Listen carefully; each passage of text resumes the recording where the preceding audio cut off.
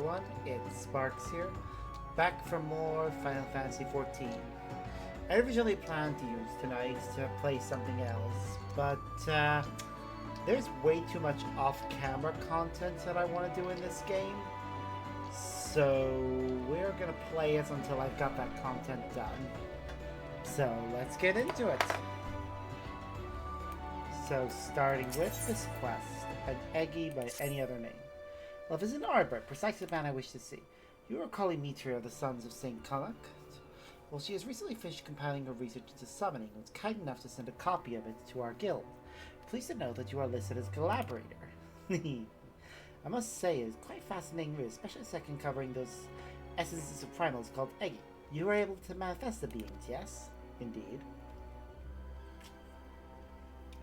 Wonderful. In which case, I would like your assistance with the experiment. If you're willing, pray join me in the practice area. I will reveal details there. So, this is essentially going to be the summoner version of the summon glamour mission. Because of course, you've got to have one for each, so that no matter which version you do play, which class you're playing as, a job rather. It's jobs from level 30 onwards. Yeah, no matter which one you play as, you still get the full experience.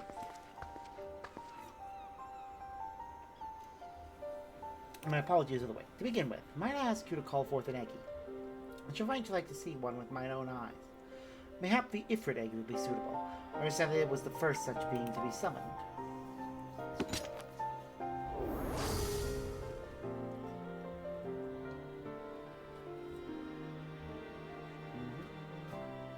Yes, the most impressive being indeed.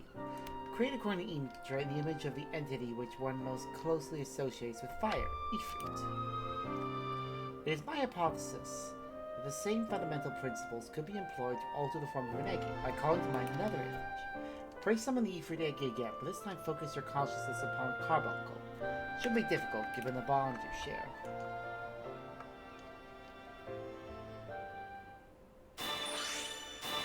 Yay, Ruby Carbuncle.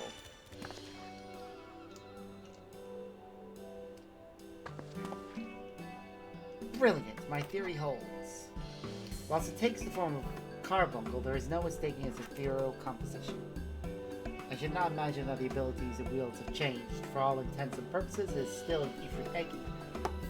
But now we know there is no limit to an Eggy's appearance. I must be returning to my post. Let us continue this upstairs.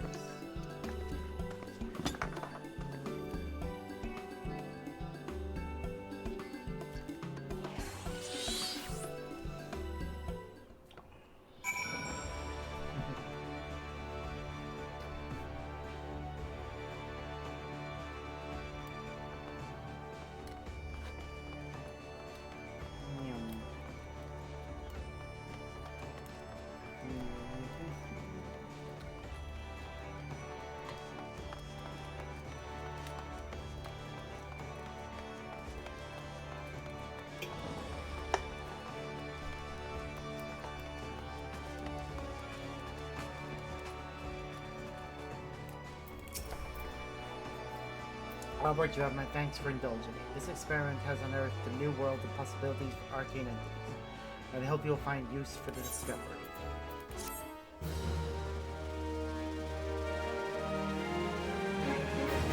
An Eggy's outward appearance can now be altered using /pet glamour. For example, if you want your Garuda Eggy to appear as if it were Ruby Carbuncle, use the text command. Yeah. I won't be doing that, but what I am going to be doing is switching to a class that I'm currently leveling and going to deal with a different matter that caught my attention while I was wandering around. Yep, blue magic.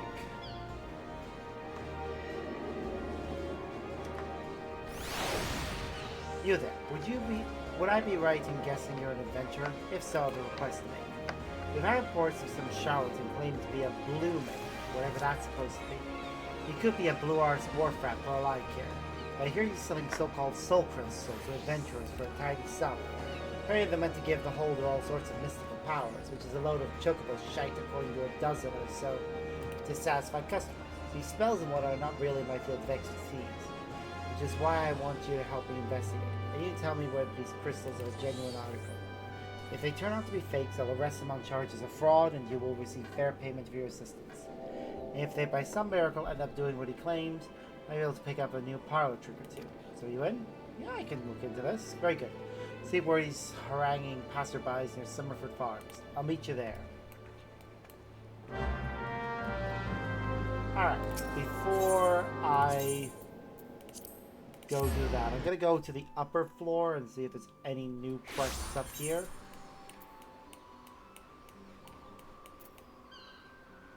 Doesn't seem like it. Okay.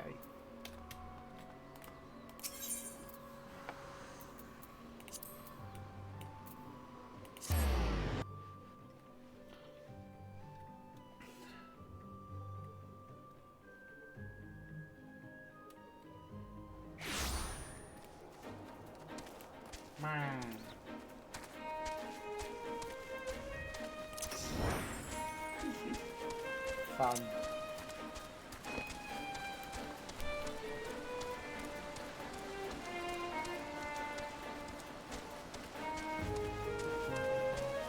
Alright.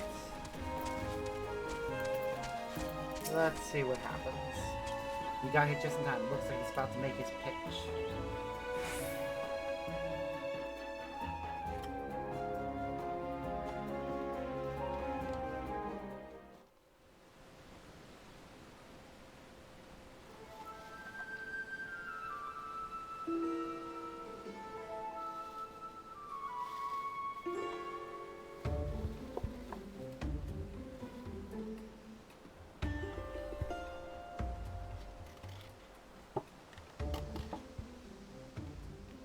Greetings, ladies and gentlemen.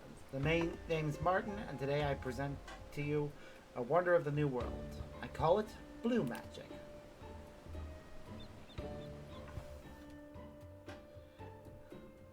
Beyond the Indigo Deep live the Wallaki, who have their own unique brand of spellcasting. Like black and white magic, it draws on ether from our surroundings. That's where similarities end, my friends. I'm sure you've all seen wild creatures lashing out with fire, ice, and what have you. It's a form of self-defense, see, but it's still magic. The Wallaki discovered how to harness ether in the same way, and wield the forces of nature.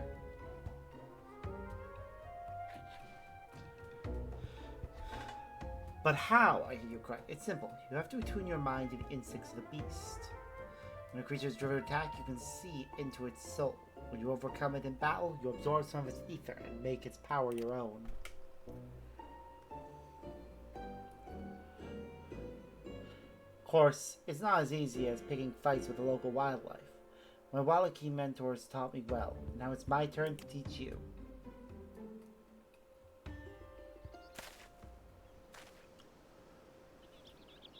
Behold the power of blue magic.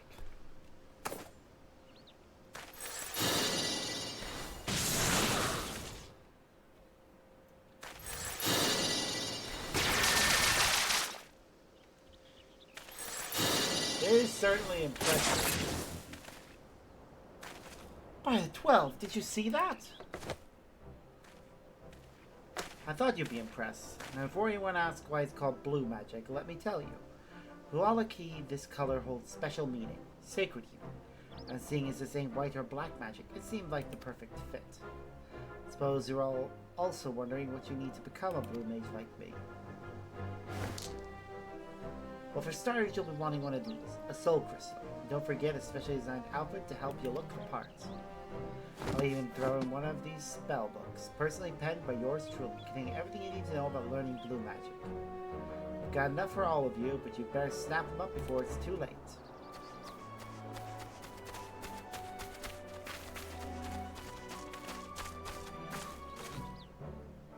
Are you lot really that dense? Can't you see he's playing you for fools?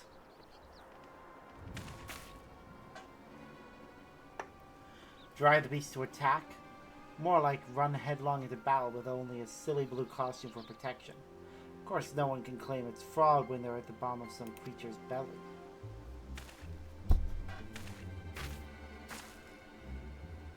fair thing to call out. And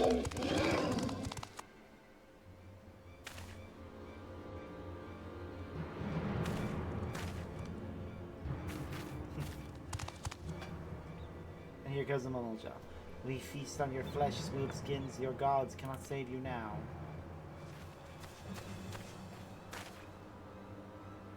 All of you, stay back.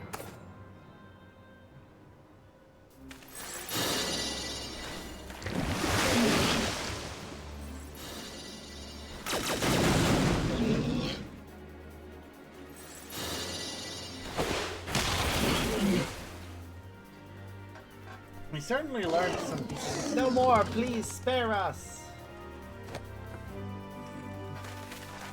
Never stood a chance. Bugger all this swords and shields nonsense. I'm giving blue magic a try.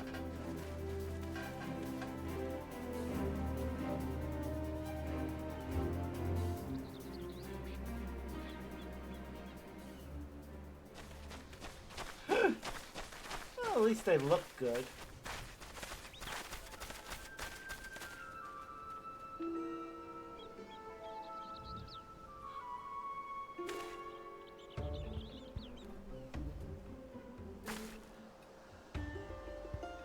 There's definitely something fishy going on here, and the arrival of Mamalja was a little too timely for my liking. Come on, let's see where he goes next. Well, yeah, they obviously work with him. Anyone with eyes can see that.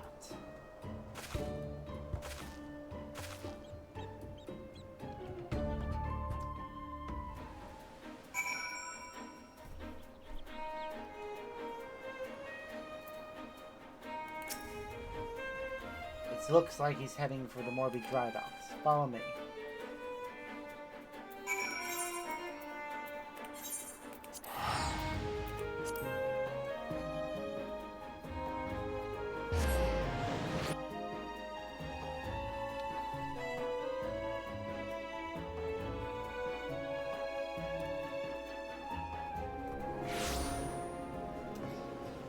Ooh, what's this?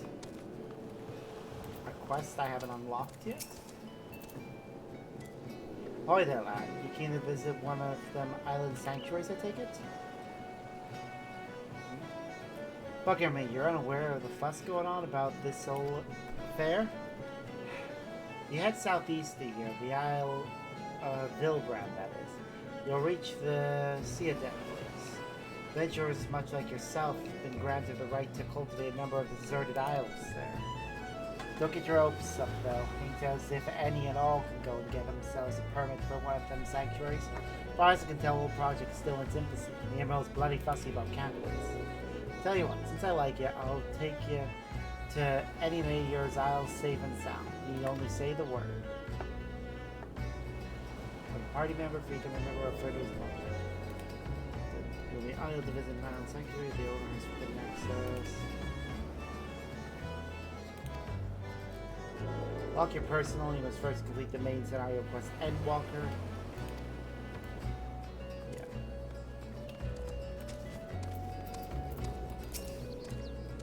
According to one of the guards, this Martin character has been seen skulking around the docks over the last few days.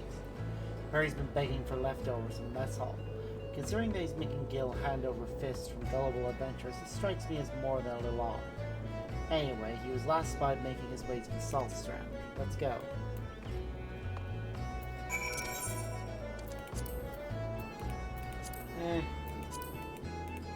He's probably trying to recoup losses or cover his debt.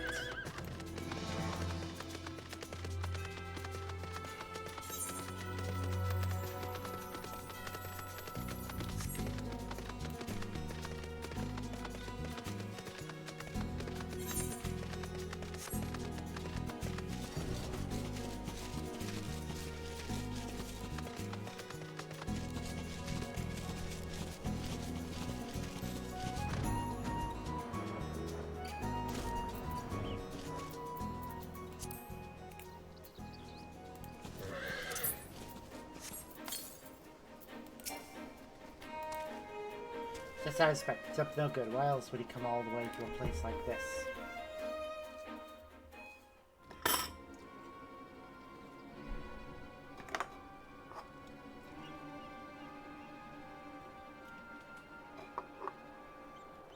Martin, you say you'll be less violent this time, but that was very violent indeed. It all adds to the realism. You lads did a great job. Your gods can't save you now? Nice improvisation. That one bloke damn near shot himself. I think we've seen enough.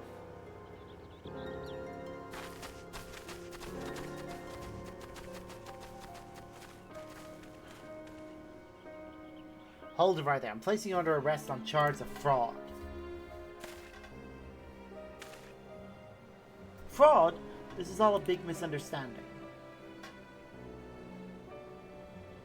You can't pull the wool over my eyes. The game's up, and the same goes for you two. I knew you were in cahoots from the very beginning. As for those crystals, I'm about as convinced by them as I was by your acting. Say what you will about our sales technique, but there's nothing dodgy with the merchandise.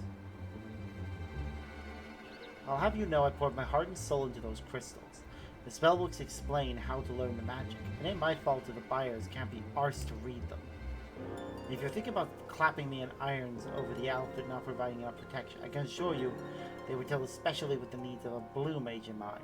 I'll admit I had to cut a few corners to keep the cost down, but still. It all boils down to whether soul crystals are genuine or not. Oh, it's a lot to ask. Would you try this blue magic of his? I'd be delighted to.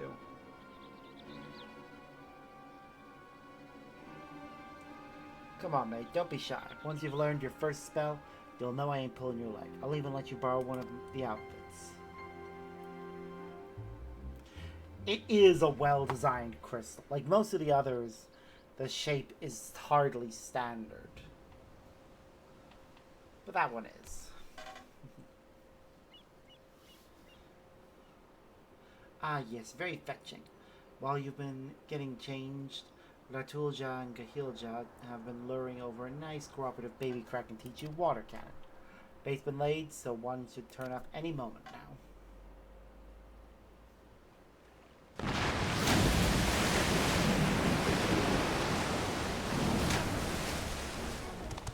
Run away! Run away! That's a bit on the big side, lads. Not to worry, all you have to do is give it a few licks with the patented blue magic focus, or a stick if you prefer. A technical friend will return the favor by firing possibly quite painful jets of water at you. Try not to die.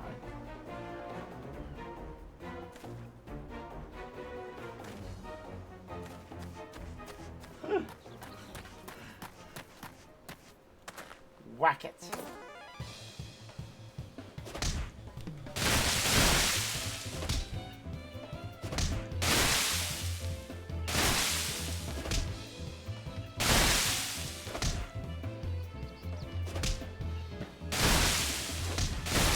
You don't actually have to be hit by the spell bank to just witness an enemy use it.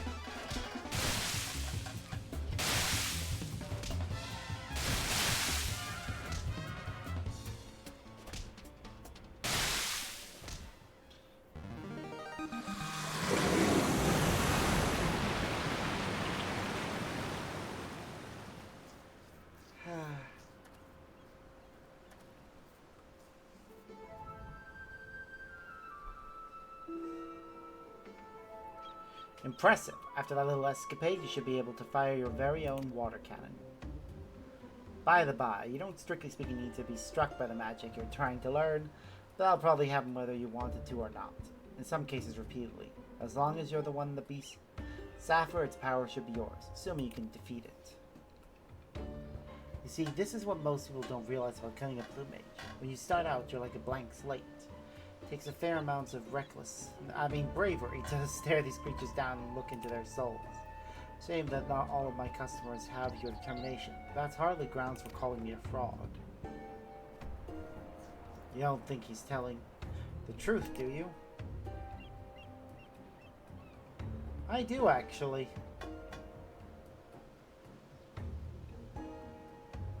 Oh, that's settled. I'll be having my wares back if you don't mind.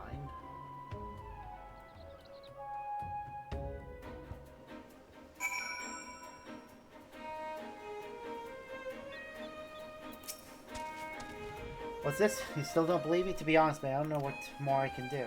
Tell you what, why don't I give you a Soul Crystal Alphen spellbook for free? That way, as a full-fledged blue mage, you can act as living proof of my innocence. Sound fair to you?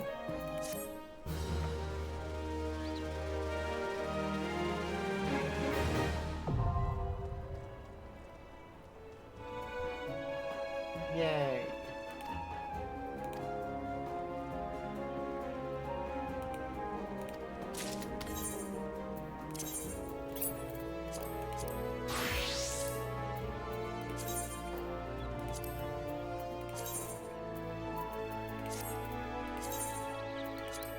I know how blue mage works.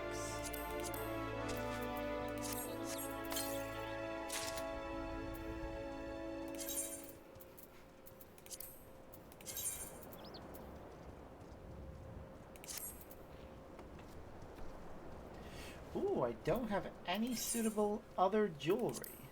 That's unfortunate. I think I can get another brand new ring, though, at the very least.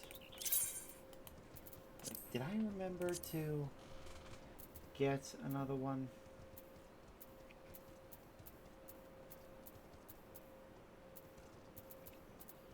Yeah, I should be able to get another one. Oops, no.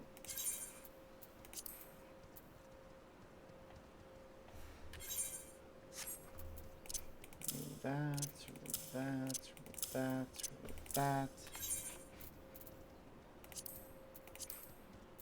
Put the blue magic spell book. If I already have it in here, put it in here.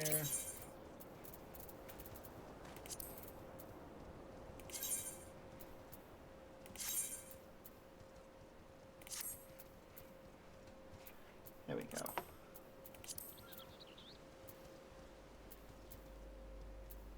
There are a lot of new spells you can learn, but some of them require you to be a specific level.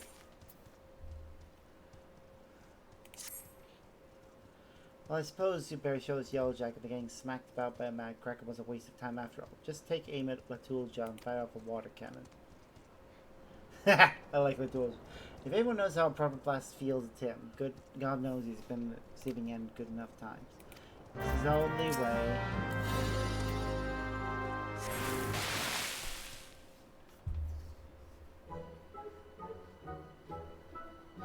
Painful yet refreshing. Refreshing yet painful.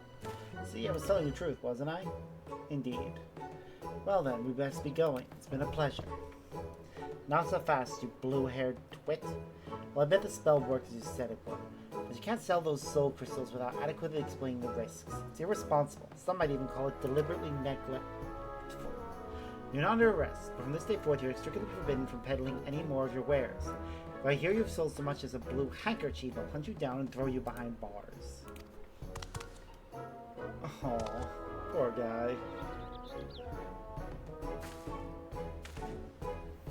For your aid in the investigation, you have my thanks. Fare you well.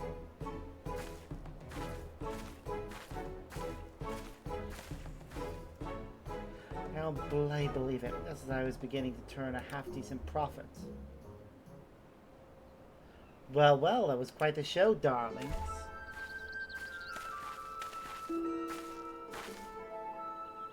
Self-assured entrepreneur. Neither black nor white magic was something entirely new. New entirely. Blue magic. Yes. It's sure to draw a crowd, as you've amply demonstrated. And who might you be? The name's Rose. Yeah, I'm gonna go with Rose. And I manage the Celestium in Old Dawn. It's an arena where daring young souls such as yourself perform feats of bravery for the audience.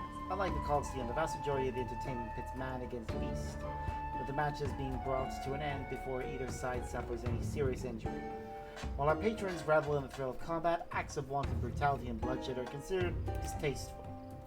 Rather than savagery and slaughter, our appeal lies in the personas that our participants assume to add a touch of drama to the proceedings. However, I'm not one to settle for a mere modicum of success. My goal is to make the Celestium renowned the world over. To that end, I have been searching for something truly unique. And that is when word of this blue magic of yours reached my ears. Martin, my blue bundle of crowd-pleasing wonderment, how would you like to be the very first contestant in the Masked Carnival? It will be an event pitting your magic against a host of bestial foes. Listen, this is serious stuff. I didn't go through all the trouble of learning all these spells to entertain a bunch of gawping spectators. Paying spectators, my dear. Some of them are quite wealthy, in fact, and you stand to earn rather a lot of coin. Now you're talking my language.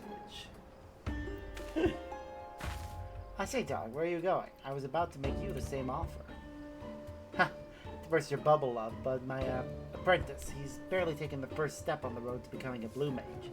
Wouldn't want him meeting a grisly end in the middle of your arena, would we?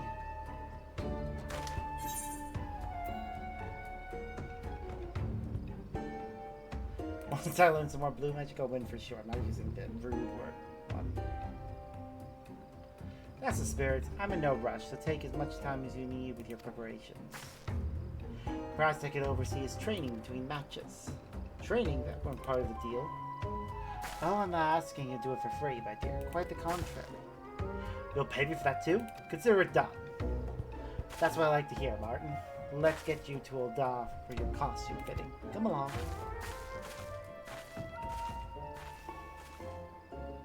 After our costume as well, I've got a bad feeling about this. The gloves I'm wearing, I don't think are the ones that are meant to go with this outfit. Yeah, I thought not.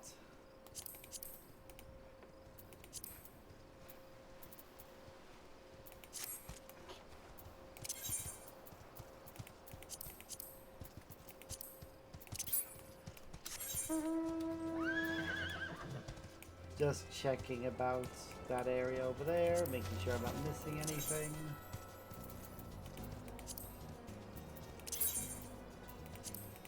Then to Ul'dah.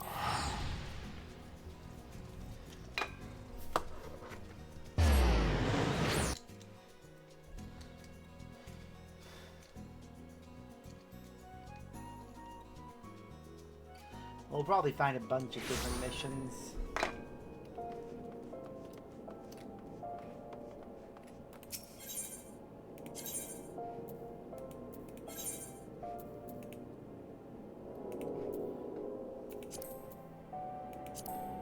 Yep, Leader's Guild or Miner's Guild, either works. It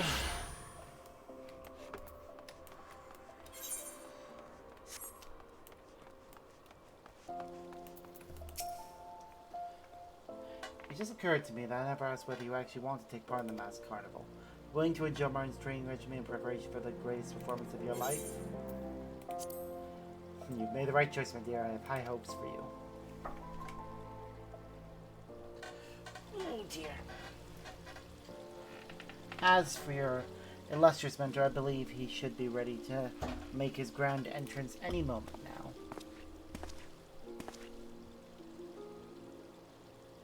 I'll be honest with you, it's a bit more extravagant than what I'm used to. Color's not bad, I suppose. You look marvelous, my dear. Everyone, feast your eyes on the great Azuro. What's that supposed to mean? No, nothing really, but it lends a certain degree of panache to your stage persona. No offense, darling, but the great Martin doesn't have quite the same ring to it. You're playing the role of an enigmatic nobleman who has deigned to grace Celestium with his outlandish magics.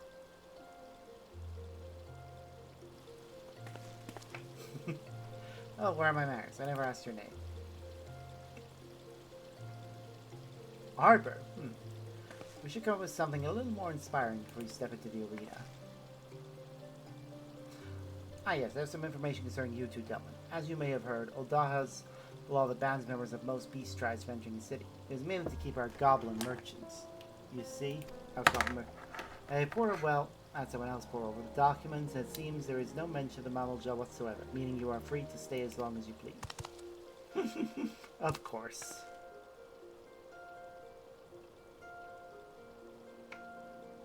With that, I think my work here is done for the time being. Martin, I leave Arbor in your presumably capable hands. Best of luck. I'll admit, I didn't think this is how things would turn out. But what's life without a few surprises, eh? It looks like I'll be guiding you on the path to becoming a blue mage. I get the impression you're a stranger getting up close and personal with fearsome beasties. When it comes to mastering the Wallachi's techniques, you've got a long way to go. It's the creatures themselves who will be doing all the teaching, though. A spellbook will point you in the right direction. Of course, it wouldn't be much of a mentor if I just said, come back when you've got a few more spells under your belt. Seems like you need something specific to aim for. Tell you what, why don't you start by learning Blood Drain? Who knows, it might even come in handy. Or nearly slipped my mind. There are a few spells you can only learn from creatures in the New World. Luckily for you, Gahilja has brought with him a fine selection of totems infused with their ether. Save you a trip across the Indigo Deep.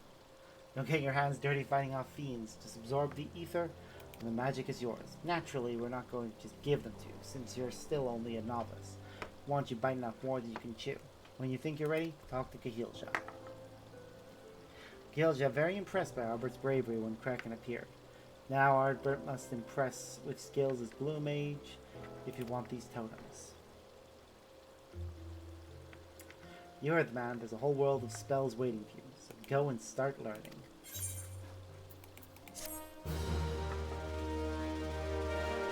Alright, well. The only way for me to do that is to find people willing to teach me. So we need to first get to level 10 and learn Blood Drain.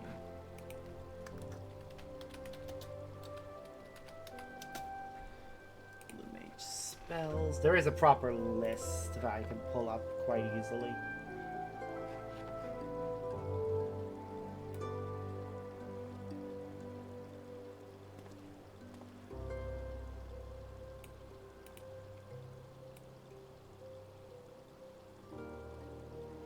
All right.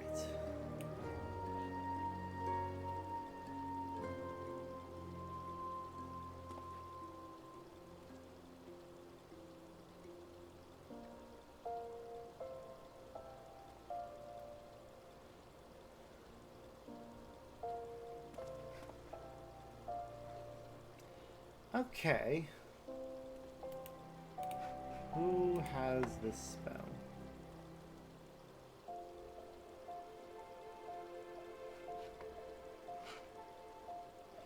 Okay, so that's no good. Okay. I need a spells that I can learn at low levels. Got one. Sow and stay for a while. And water everywhere. It's Essential Shroud.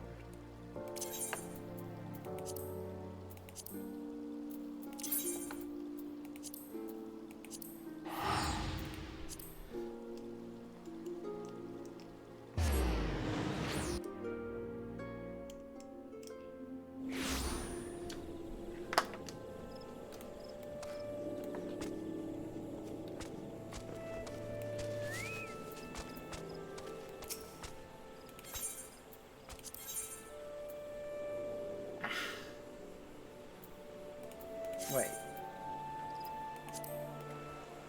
Is that not the right person?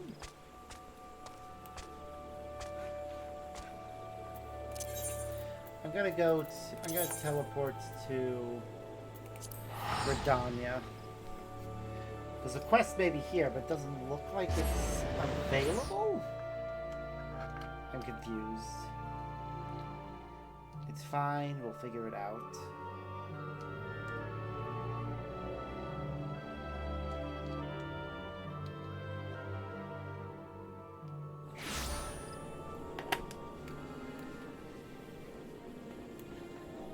But I'm gonna go down the list.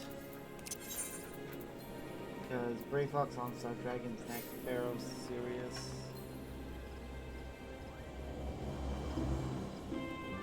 Northern Thanalan for number 5. Which is from a level 50 enemy found in Northern Thanalan. Binding Coil, turn 1.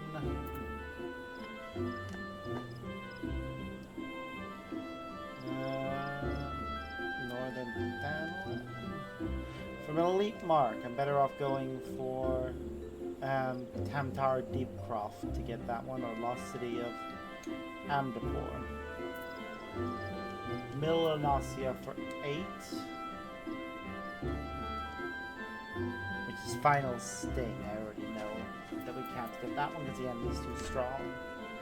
Pharaoh Sirius for number 9.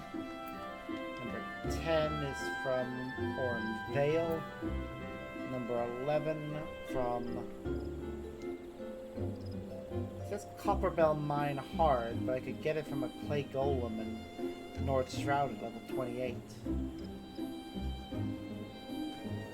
Bristle is the one we're trying to go for right now, which is can be obtained from a leave quest called Water Everywhere.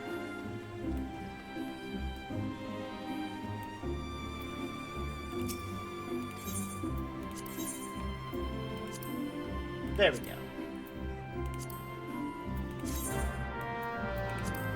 Let's go try it.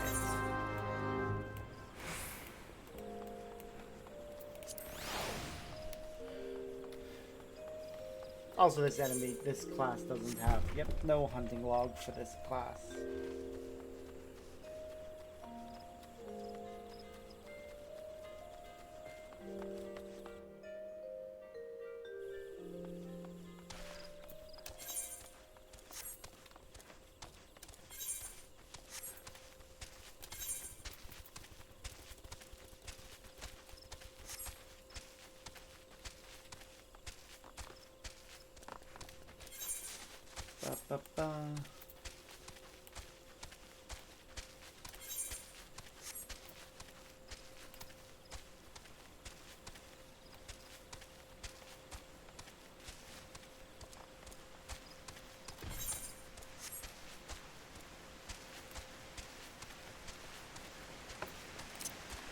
Alright.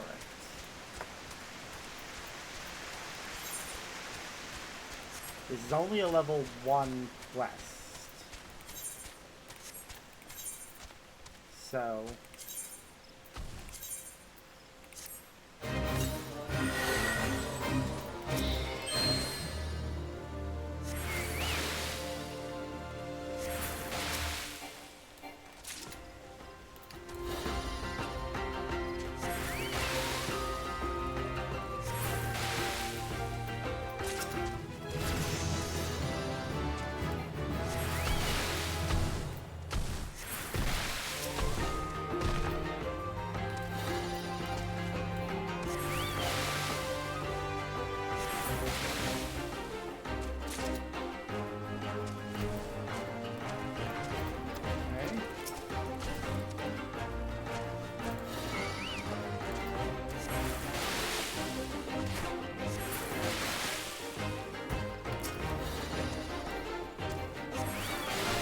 Poor Seto has to pretend to be lower level for me.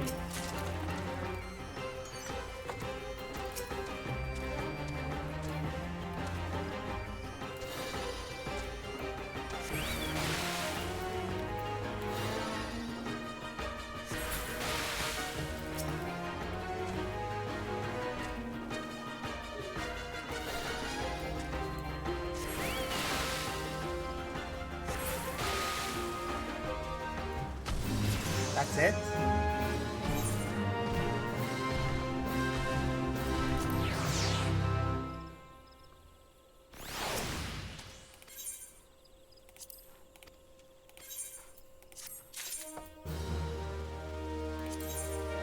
That felt wrong.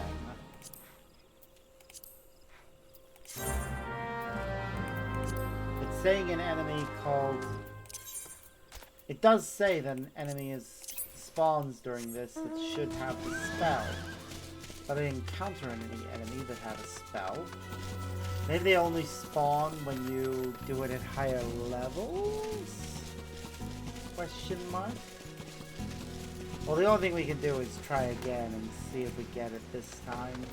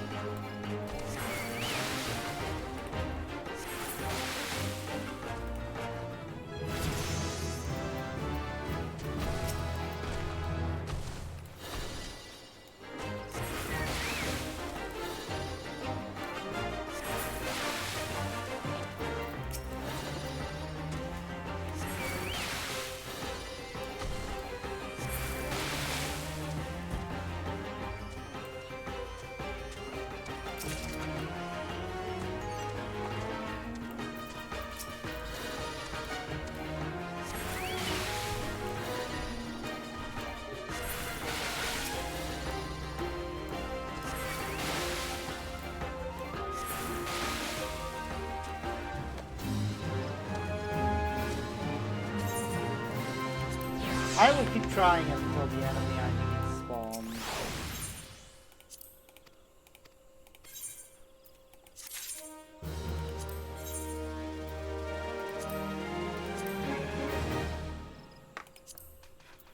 I have enough leave quests, I can do that.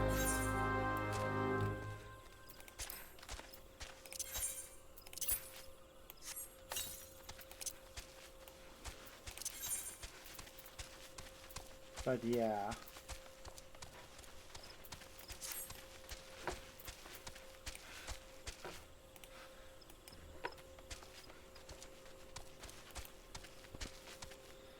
Give me one moment. I'm gonna see if this spell is available from any other means.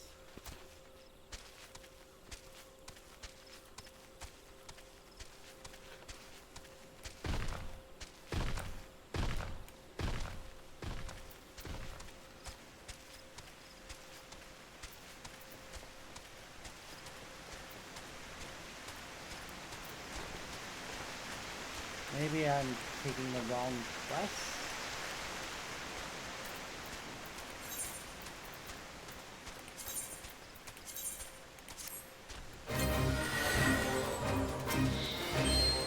I'll read through the other ones and see if that is the case.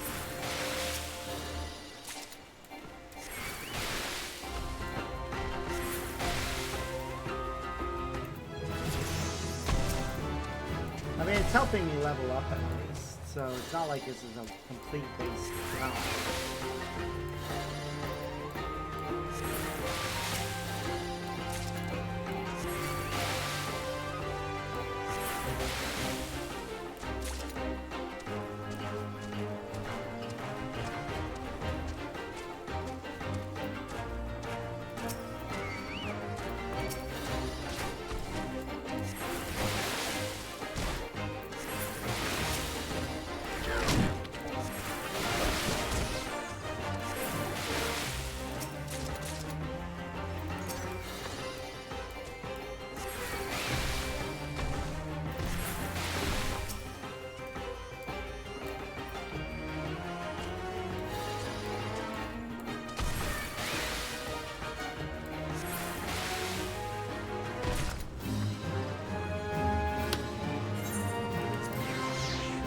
So maybe I have the right idea of who I need to speak to.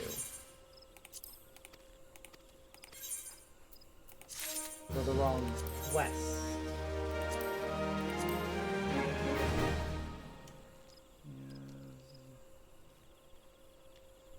Okay, so that's a Vilepid. Welkin.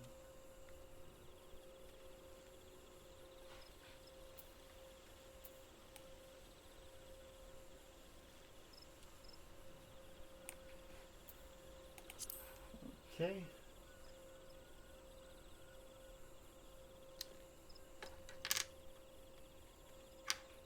Let's try this one.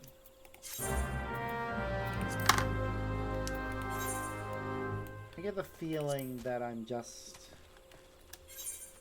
been given the wrong quest.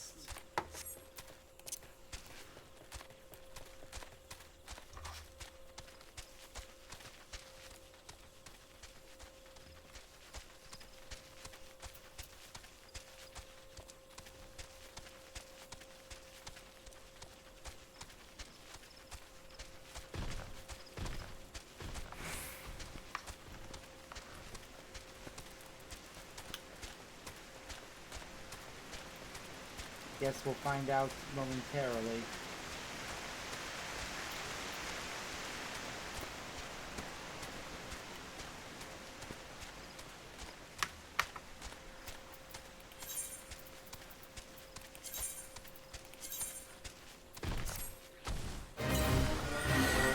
Yep, there it is.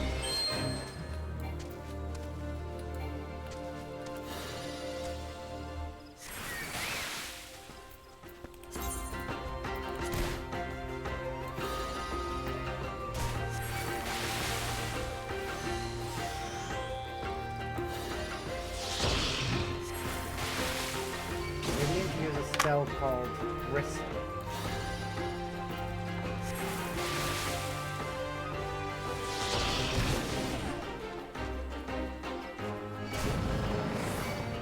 There.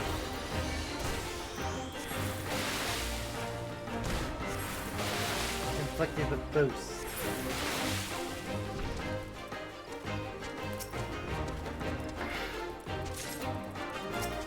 We didn't get the spell. Also, as we've discovered, that's a wanted target, which are special enemies that pop up in these missions later. They're not specifically tied to the mission, they're just tied to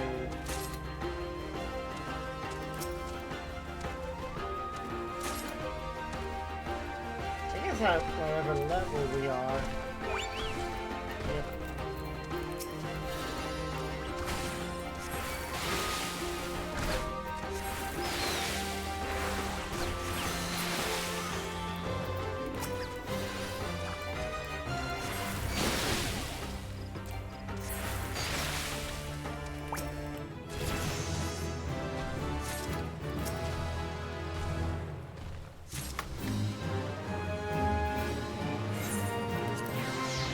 At this point, I feel like it would be better for me to go and face one of the charging hogs in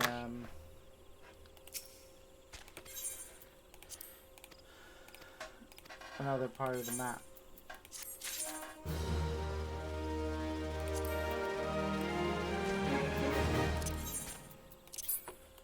They're a slightly higher level, but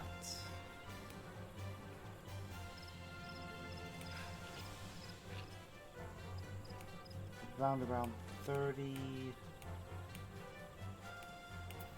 23, so around there.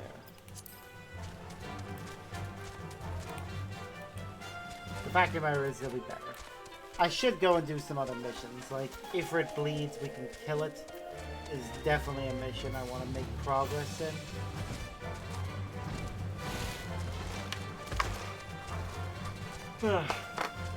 But first,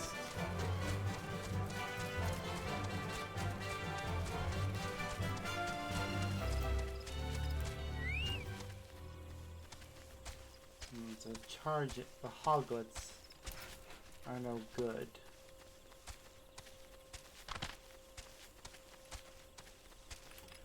Or maybe they are. We'll never find out.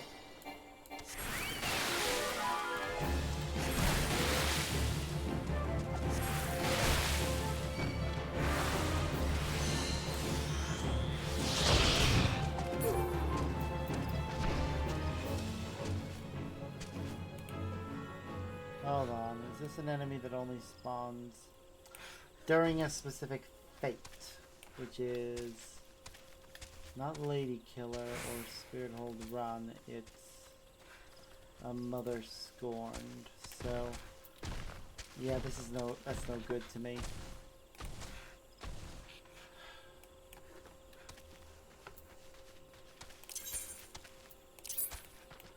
This just happens to be the next spell that I can learn that's easy enough for me to learn.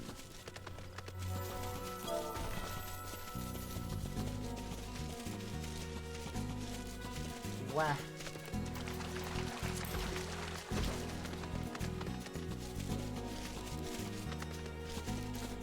Are there any other spells I can learn easily?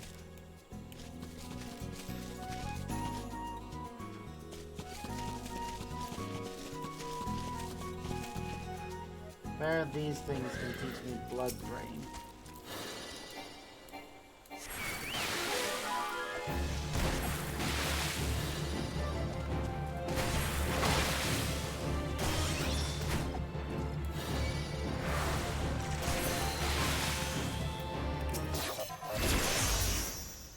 Yep, there it is.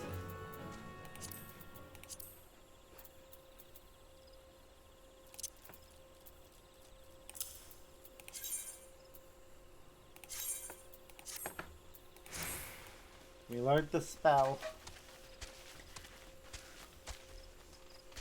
We can learn ice spikes from trickster imps. We need to go to Wanderer's Palace for that one. Hawk Manor for that one, and that one's from Old Wallachie Totem. Okay.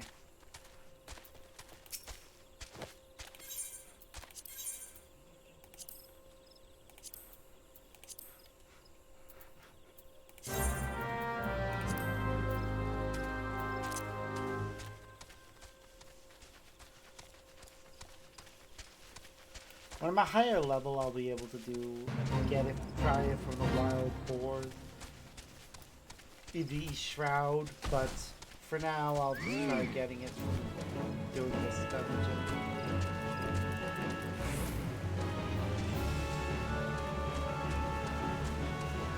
Or not dungeon. Leave quest. I've still got plenty of allowance, so...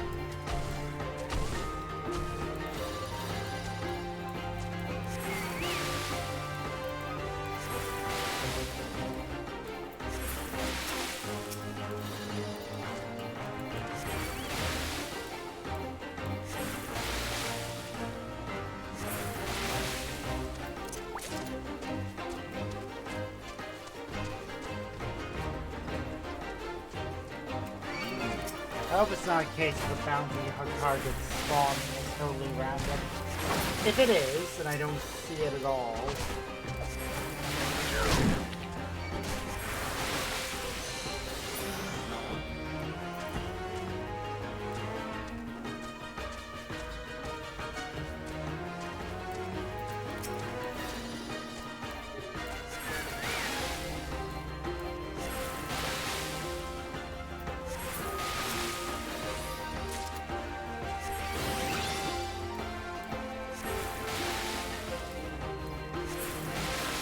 yeah, but it's been at all the entire time we did this mission, so I think I was lied to about that one, that it is only the other ones.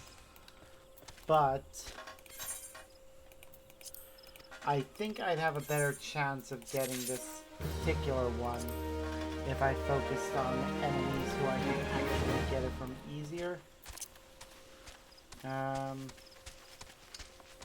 So for now, I'm going to go see if I can find one of these treant saplings who apparently know acorn bomb. Let's see if I can fight one.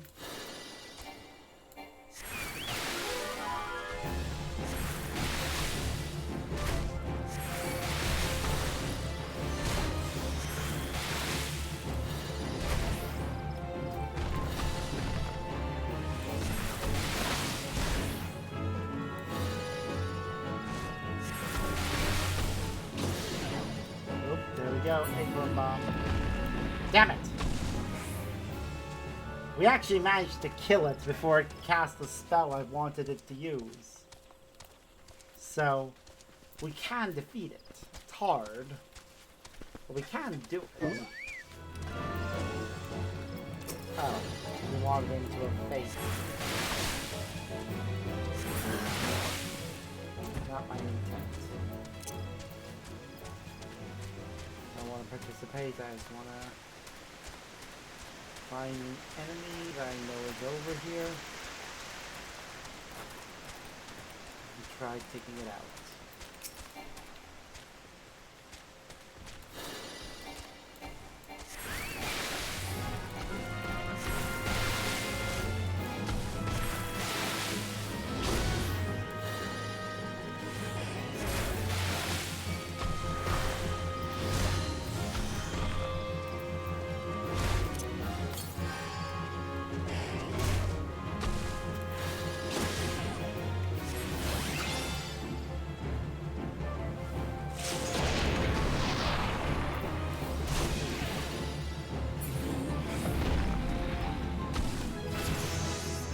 Nope, we didn't learn the spell. Now we have Adel.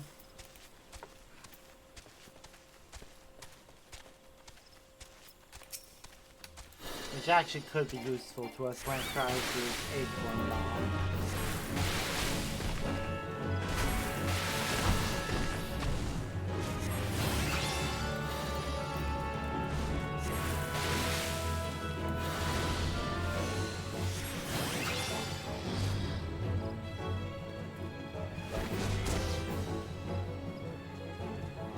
Don't kill it before I can use it.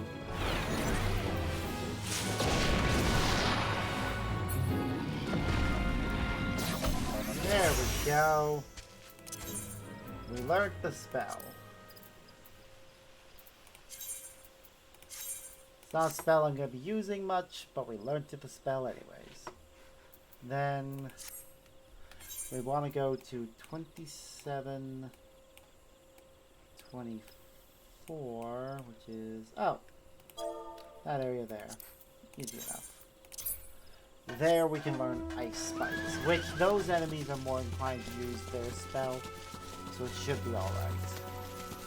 Then we want to go to Middle Anasia to try and learn the next spell.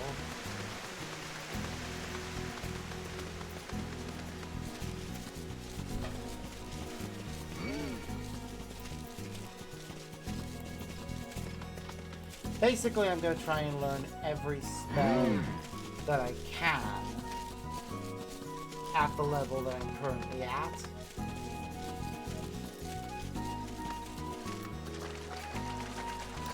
I think we're doing well so far. After all, we've learned 3. Granted, that one is not the most useful to us.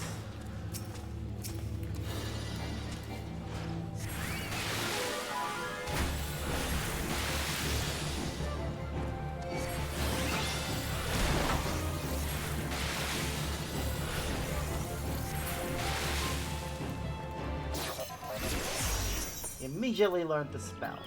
Yay. That is actually a pretty useful one. Okay, what's the next one? So we got Ice Spikes, we got Blood Drain, we got Acorn Bomb. We can learn Bomb Toss from enemies found in Middle Anasia.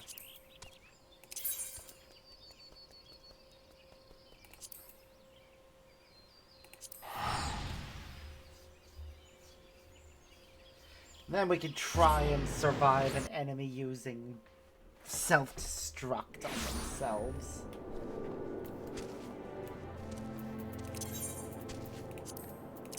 Which isn't so bad, I think.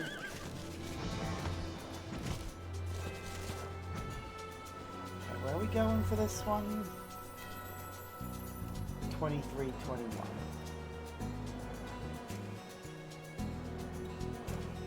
Which is further south, actually.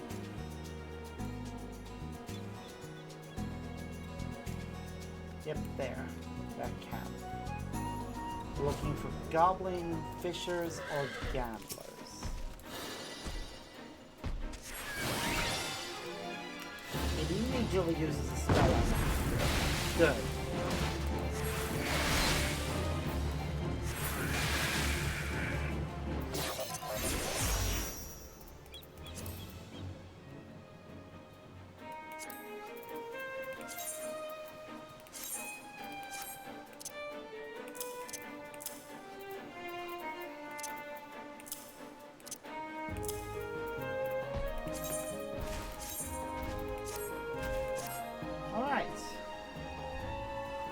Yeah, wait, was Final Sing on the list as well as a... Yeah, it's from a level 13 enemy, that one. That one might be a bit harder. I'll try it, though. For that, we'll need to go to middle... Oh, never mind. We're at the middle of Anasia to begin with. Then I may found around here, I believe, if I'm correctly.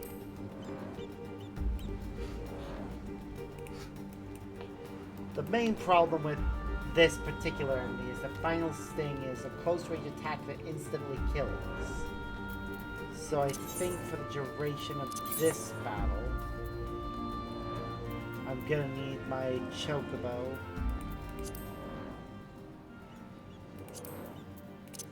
to be in the defender stance.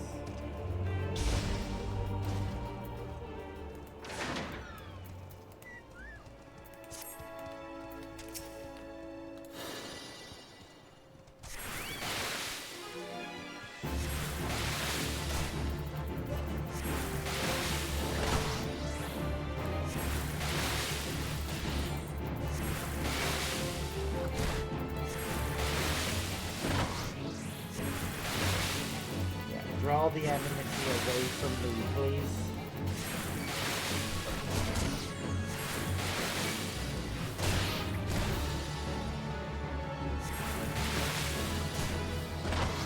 Fuck, fuck, fuck, fuck, fuck. Fuck! That's exactly what I was afraid of.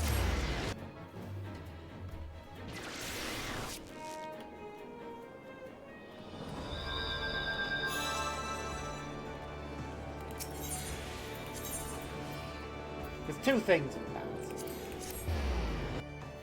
If you die, you get no experience. And two, you can't learn the spell. So it creates a double problem for me. That only Seto can solve, but only if he can maintain enmity. The problem with that is he has to actually use Choco Drop as much as possible. And be the one that has enmity at the time that the enemy falls.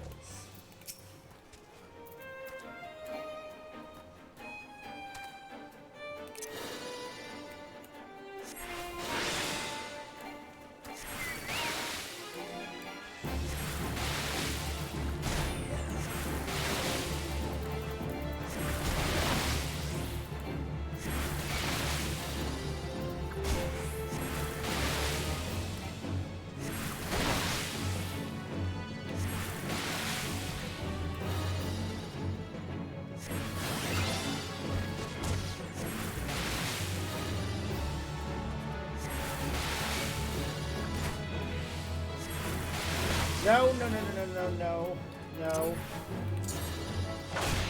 Damn it! Again! The problem is I can't... Seto is failing to maintain enmity.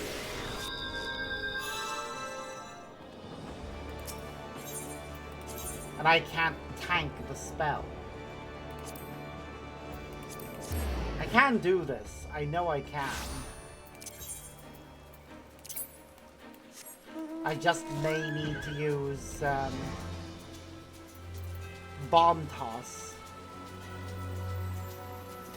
if the enemy's targeting me when they use Final Sting.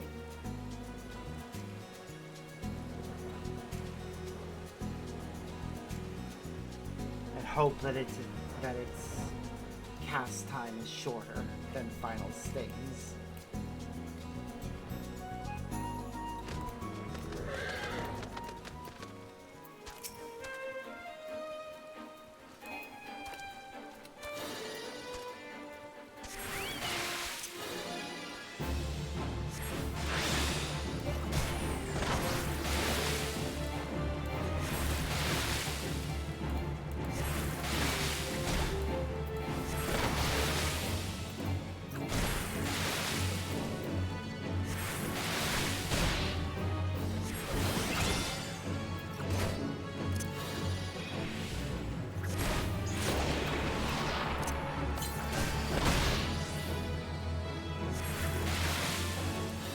There.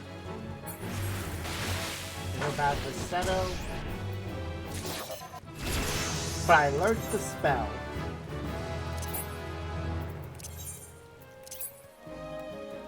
Seto needs a bit of time to rest after that. Seto is very much appreciated. Seto is a good bird. I hate that that happened. But we need to learn the spell. Even if it's a spell we're never going to use, because it inflicts brush with self. Brush with death. Which I don't like. It is one of 2 such spells that do that. The other being one that's available from Fanalan, specifically from near the mine. You gotta teleport to the horizon and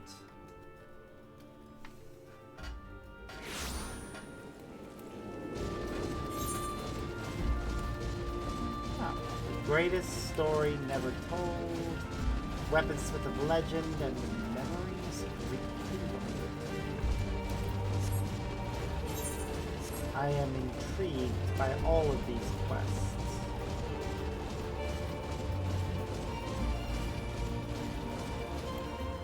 But our main reason for coming over here is for that bastard.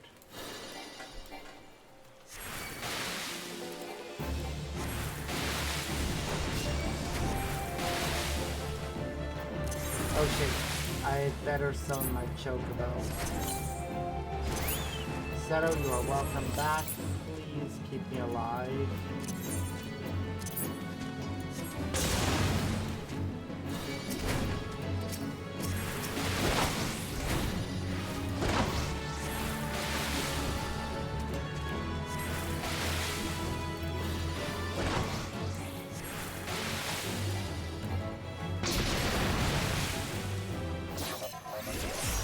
Yay, we did it.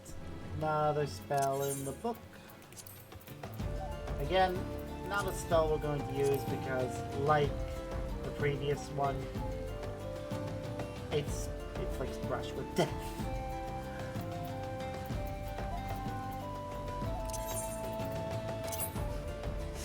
So it's not the best spell. Okay, but we have now learned it. Okay, what's the next one? A spell called Phase, which can be obtained from a level 9 enemy in Central Fanalan.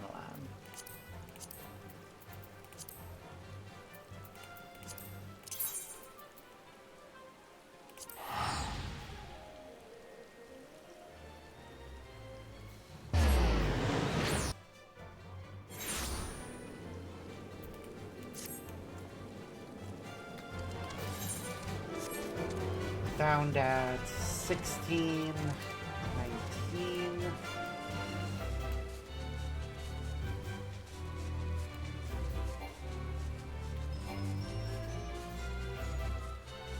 Ah, there it is. Kieran Cell Sweeper. Spell is called Phase.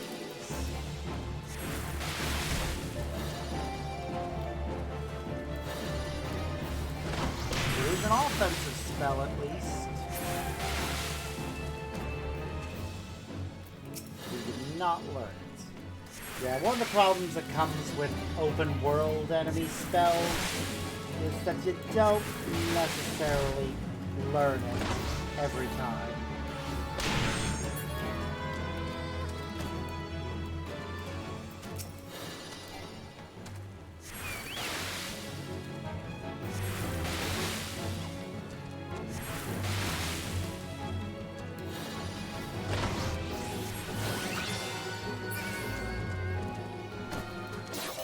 There we go. God damn it. Part of me hates that. Wait, Acorn Bomb is the same spell as Sleep. It is completely superfluous. I hate that. And I am going to unlearn Acorn Bomb. Well, not unlearn it. But I am removing it from our repertoire of spells. It's literally just a visual difference. Honestly. Alright. Level 30, Dragon's Neck, level 45, 31. Learned 10 spells. I've learned 8. Level 14 enemy in Central Fanland. We've done our well against level 13 and 12, so I think we could do alright. 27-19.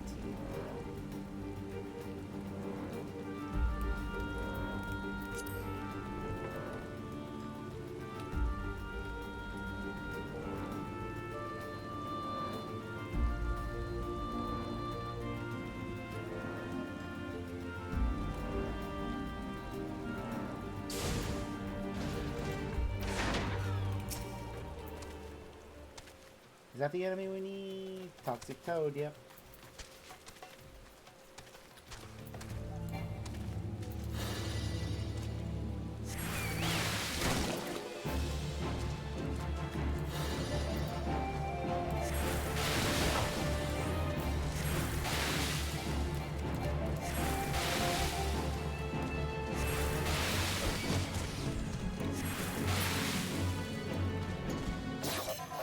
Got it.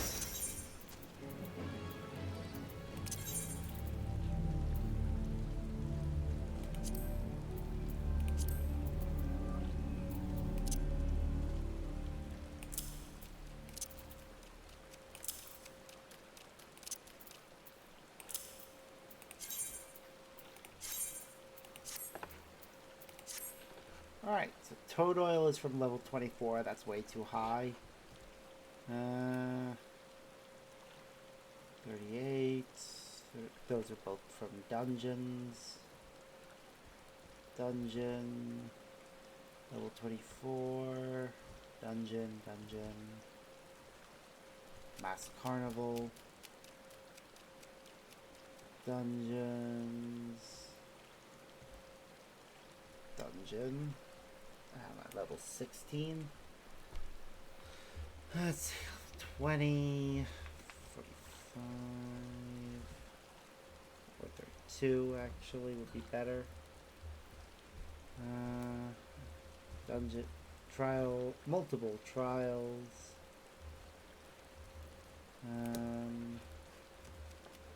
Okay, and then we get into the ones that are only available from later content.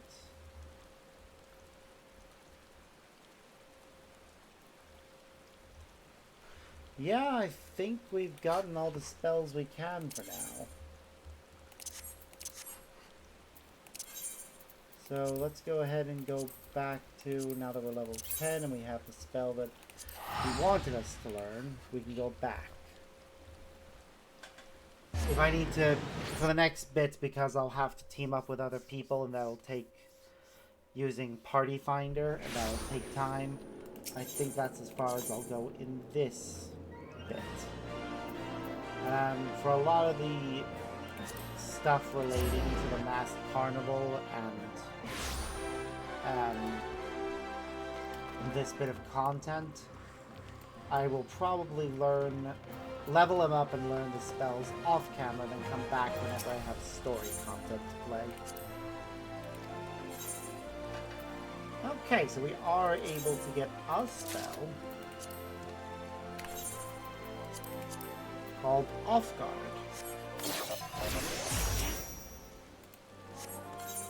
which in turn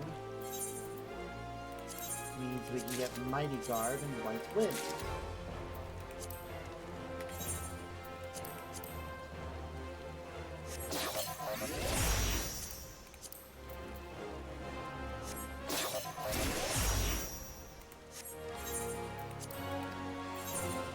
Okay. We need 20 spells, 10 stages, 20 stages, 50 spells, 30 stages, get to level 70, 100 spells, reach level 80, and 120 spells.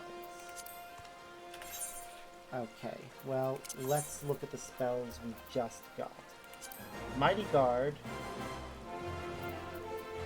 which is essentially this class's tank stance.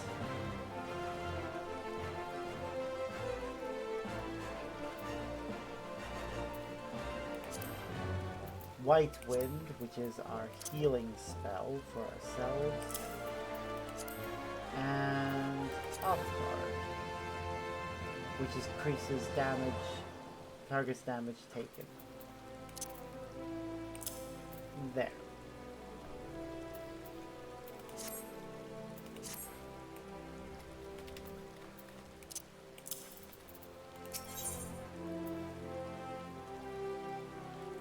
Martin has found time to inform us to train you in the ways of blue magic.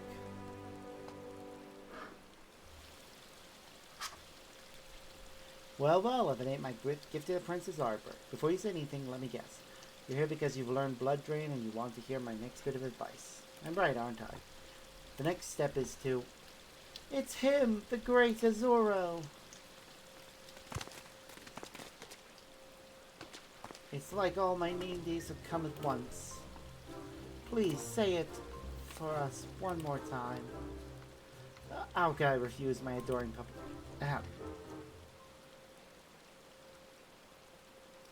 Master of knowledge beyond the comprehension of mere mortals, a wielder of arcane magic as unfathomable as the deepest ocean.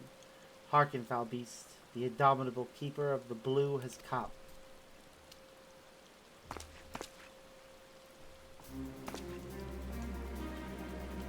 'Tis I, the great Azuro. He said it, he actually said it! He is nothing if not a performer.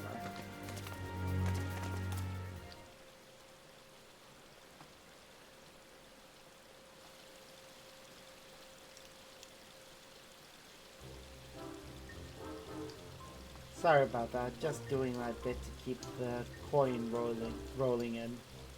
Where were we? Ah yes, I know a great spot for a bit of training. Meet me at Spineless Basin. I'll explain everything when we get there.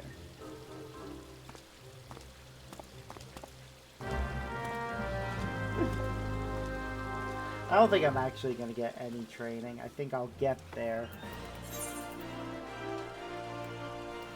And he'll reveal the ruse. I just want to check if there's any quests in this part of the map. Yeah, I think the only other quests in Thanalan are all from other missions.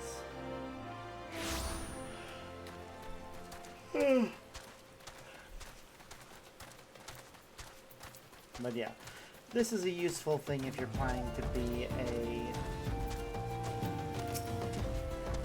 tank or if you're trying to get through content solo, provided you have the right complementary spell. But I survived the trek. I hope the Hornets didn't give you any bother. That's the other reason we're here. There are some especially tiny ones with perfect targets for practicing their blue magic. They're tough, but not too tough. Some folk call them man-eaters, but I think that's exaggeration. Anyway, why not give Blood Drain a try? It'll draw out some of the enemy's ether to help you cast more spells. Alright, I think the title of this mission, of this part was actually aimed at the fact we were going to try and do all the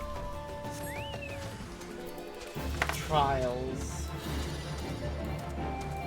I will do that.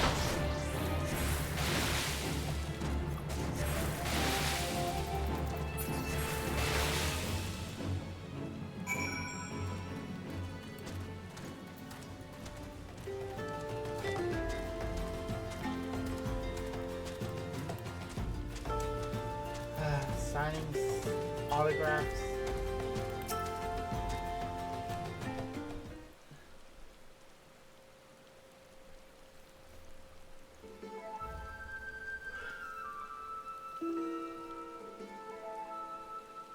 Thank you, Great Zoro, for getting rid of that pesky hornet. He was a right nasty bastard if I ever saw one. Here's your payment as agreed.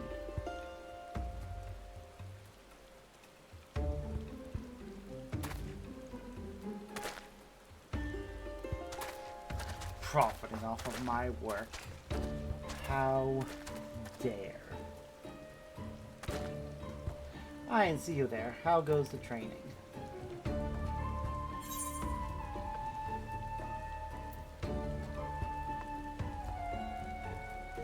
Maybe one day I can get paid for doing nothing too. Come on, don't be like that. You had a chance to hone your skills, and that bloke can go about his business without being stung to buggery. If he's willing to part with a few gil for it, who am I to say no? So get back to old Doll, divvy up the earnings. I'll see you outside the Celestium. Of course.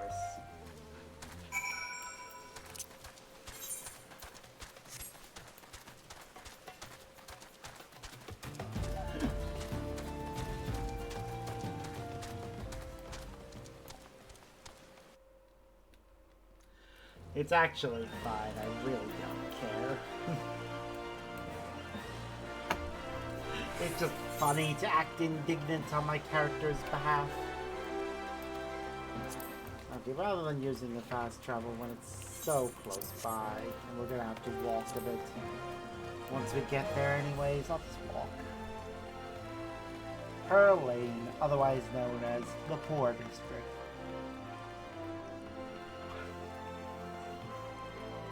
I'm starting to get tired, so I think we'll definitely make a point of going and trying to do the thing that I named this quest for, this part for. Oh, there you are. What took you so long? You're showing signs of improvement, but you'll want a few more tricks up your sleeve before you can step into the arena. Those pip-fiends don't mess about. I reckon what you need is Mind Blast. Once you've learned that, come and find me. We'll continue training to pay for the horns you put down.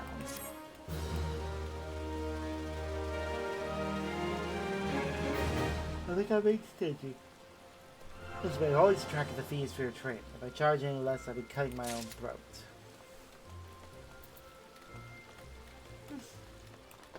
Alright. So. Did I remember to put... No, I did not remember to put Blue Mage into this. Blue Mage goes there because that will be the space for...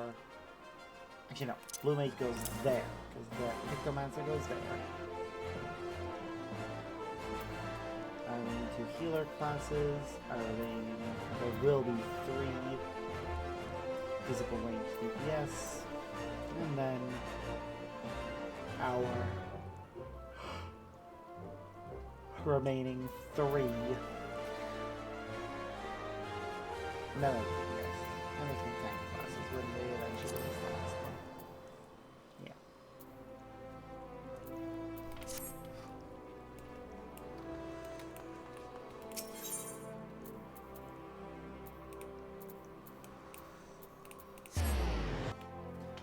Alright, so I'm going to quickly change classes to... I choose...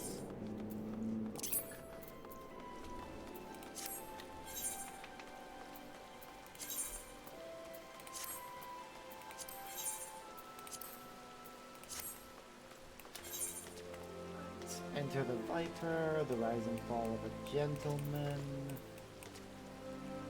Corkscrew.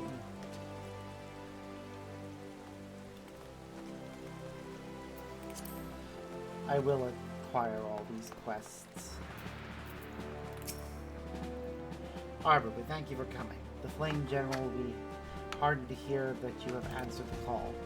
As we have already relayed to the Waking Sands, Ifrit is returned. For the sake of peace in the region, we humbly request to vanquish him. The crown is to be found in his domain, the Bowl of Embers. To get there, you must use the beastman's aetheryte found within the depths of the Harik, the Yamajah Stronghold. The Yamajah constructed their own aethernets for salvaging aetheryte shards. This being the case, you should be able to use it without problem. Doubt you already know this from your fellow scions, but the present incarnation of Ifrit is far stronger than the last. Facing him with any fewer than 7 of your stoutest comrades will be ill-advised. That is all the intelligence we have to share. The rest is in your hands. I shall pray for your victory and safe return. Oh, there's another quest right beside me. Remembering the past. Determined set of your jaw, dynamic presence, as if you're ever ready to leap into action. There's no mistake. You're an adventurer, a dependable one at that. Tell me, have you been with the name Louis Soir-Levier? Of course I am. Of course you are. Of course you are. Forgive me my suddenness. I am Nanaji Nonoji, a budding writer, and I seek to pen the biography of the great man. In particular, I wish to cover his movements leading up to the calamity. Until that end, I've requested an interview with the Immortal Flames. He served the Order of the Alliance as a tactician, you see, so there ought to be someone in the Order who had dealings with him. While my request has thankfully been accepted, there's just one problem. I don't have much experience conducting interviews, and I'm worried whether I'd be able to do a proper job. As an adventurer, doubtless used to dealing with people. Thus, I would like to ask you to accompany me in the capacity of an assistant. It would be tremendously reassuring to simply have you watching on. If you're amenable, afterwards, I'd like to interview as well for your own impressions. For your troubles, I'll be certain to credit you as a collaborator. So please, won't you help me with my biography? The memories of calamity might be preserved for future generations. Yeah, I can do that. I mean, you're dead. Begin. Please come with me to Camp Drybo in Eastern Tower. It's a place I'd like to visit ahead of the interview.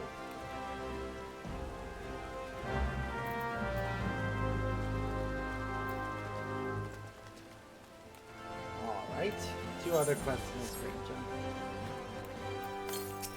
Hey, woman. What kinds of moments of wits end the business would have you help her? I hear you've been busy as a bee arbor. It seems half the whispers what come my way relate to your comings and goings. Being the active type you are, reckon you'd be interested in investigating some queer rumors. Am I right? For that, let me ask, ever heard of a man named Hildebrand? My character has not. To hear him tell it, he was the Orzia's greatest and most famous inspector. Still can see how surprised you don't know him. To his credit, Hildebrand and his assistant had a knack of showing up when something shady was afoot. As for sussing out the culprits, well, he had his moments, though I hesitate to give him sole credit.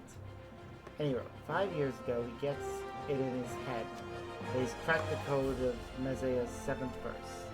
Down with the calamity, all of this can be stopped, he says, so long as he finds the hero of prophecy. And wouldn't you know it, the hero was Hildebrand himself. So he flies off towards Dowling. Aye, that's right, he flew, and launched himself straight into the air somehow, ridiculous as it sounds.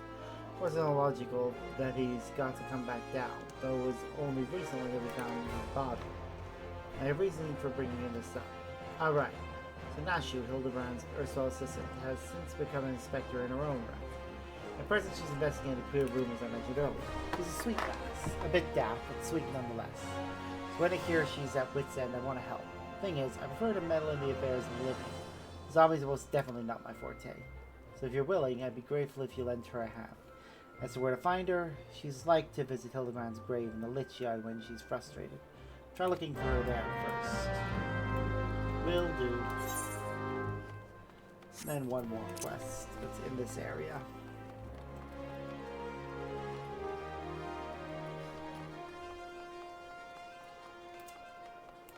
Payo Rayo. Ah, this is for one of the level 50 dungeons. Ugh. Huh? Why, your arbor is them, the famous adventurer. Thank the gods for bringing you here. Allow me to introduce myself. My name is Payo Rayo, one of the many faceless adventurers struggling to make their way in the Orzia. Forgive me if I sound bitter. I don't begrudge you your renown. Your superiority as an adventurer was obvious to me long before you became a household name. Our paths crossed near Sestasha, you see. Hard to believe we moved in similar circles back then.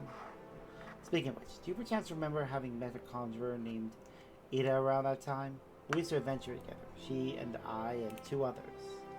Our little group didn't last very long, though. Things fell apart to pieces when Aver, our leader and Ida's fiancé, met his end in the Tamtar Deepcroft. Harsh words were exchanged and we all went our separate ways. Since then, I've been getting by on my own. Truth be told, I haven't planned on seeing any of my former comrades again, unless there arrived from Ida containing an invitation to her wedding. Now I know what you're thinking. I should be happy for her, and I was, until I noticed the name of her group to be. It was none other than Aver. What's more, the venue of the ceremony used to be the Tamtar Deepcroft, the very place the poor fellow died. Something isn't right, I tell you.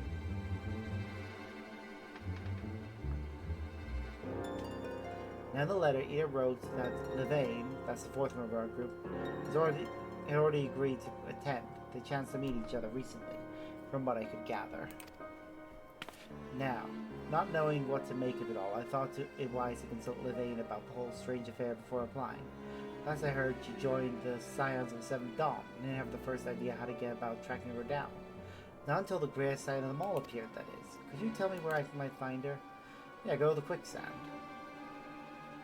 In the lich yard of the Church of St. Alandama? I'm sorry, no. Slain Imperial Raid, you say? 12, I had no idea. When this happened? While the Black Wolf still lived? Then how could it be that Levain met Ida recently? I don't know what to believe. Alright, so that's one of the people that died. Tragically. If it isn't too much to ask, I would be most grateful if you'd show me Levain's grave. We didn't always see eye to eye. She had a good heart. And if she's truly... I'll need to pay my respects. Please, meet me at the lich yard.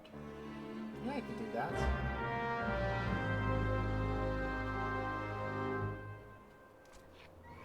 Alright, well, the one I really want to do right now, though,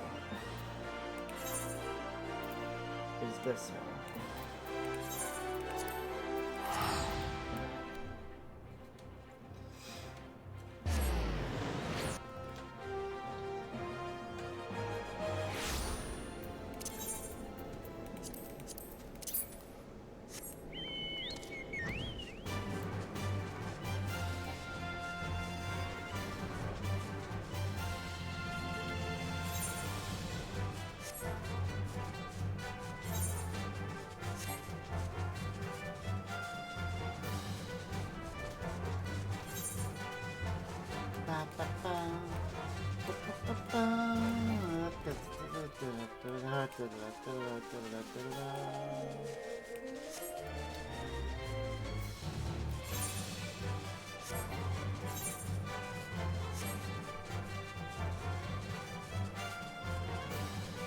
The fortress is pretty cool, actually, when you get to see it.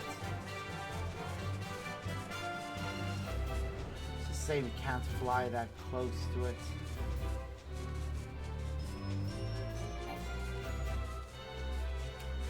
You also can't land on any of the outcroppings.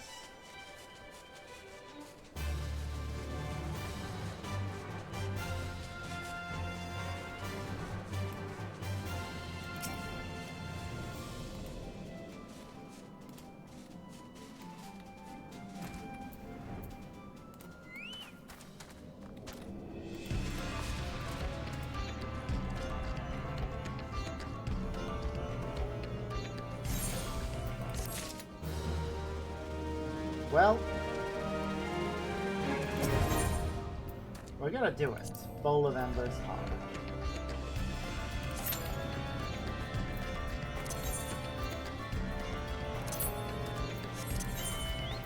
While we wait for it, I'll fast travel over to Horizon. There were a bunch of quests in that area that I saw. We should go take them as well.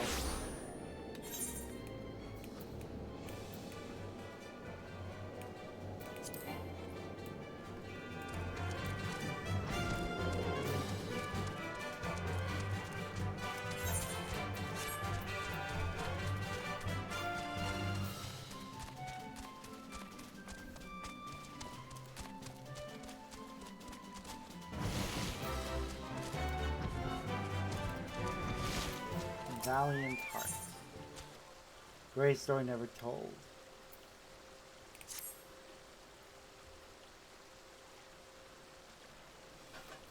Elements, wheels, gibberish, utter gibberish. As I live and breathe, a warrior of light. I haven't seen your like in years, not since Blake Cardinal, certainly. See, you refuse to confirm or deny my assessment. Keeping a low profile, are we? Very well. Speak of this to no one. By the by, my name is Valiant Heart. Pleasure to meet you, sir. I'll look less. Two veterans burdened with experiences beyond the common man's ken. I say we should be friends, you and I. To that end, I shall share with you my reason for being here, and in so doing deepen our bond. Tell me, have you heard of Weinbod? He was an explorer of some renown 10 years ago, but he regrettably retired and passed on not long ago. He has said that he discovered a treasure worth 100 million gil. That's right, 100 million gil. Weinbod called the most precious secret of Lala Futu III, who was Sultan of Beladia some 700 years ago. Let's think what we might do with such a treasure. I say we, for should you aid me in my search, I would gladly share the spoils. What say you? not take. You'll receive no guidance from a journal or the duty list. You will need to read the text carefully and decipher clues to determine your next course of action. Maybe unwise while another adventure assistance, as their clues and tricks may differ from yours. That quest may take an award you may receive are unknown. Yet knowing this, will you follow the footsteps of my buds to go treasure? Yes. Of course you will. Only a great fool would turn his back on phenomenal wealth and everlasting glory. Now then, to the task at hand. Upon the statue of the Silent King is written a message, left to us by one God himself, which I believe will lead us to the treasure. Alas, it is encoded, and deciphering is no small feat. See for yourself, I have only finished the first passage. What is worse, the contents are nigh unintelligible. It appears to be a riddle, but beyond that I cannot say, so I return to you. If you solve the riddles I decipher, then together we can claim the treasures of Lalafuto III. A simple arrangement, yes? Let's begin at once. Look to the statue for the first riddle. Carved upon the statue is a series of strange characters. Next to them, written in chalk, you find Valiant Heart's translation. Fire, lightning, water, earth, ice, wind. The wheel must turn anew.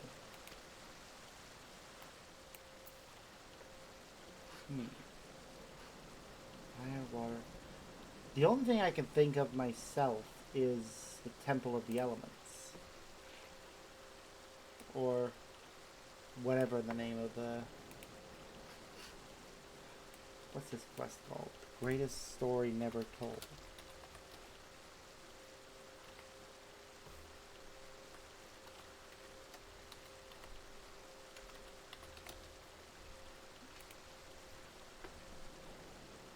Okay.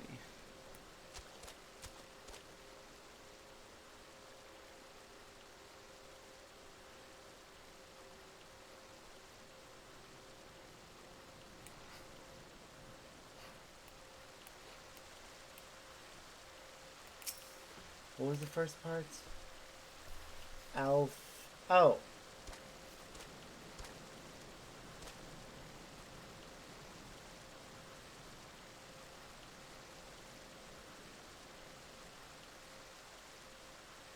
Okay, I get how this works. The wheel must turn anew.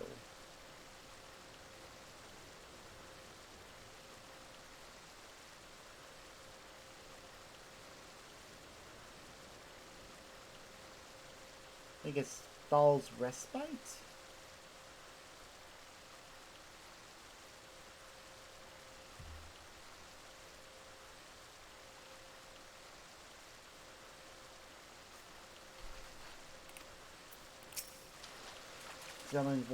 The volunteers summoned one of their own from the officers to inspect this message when it was first found.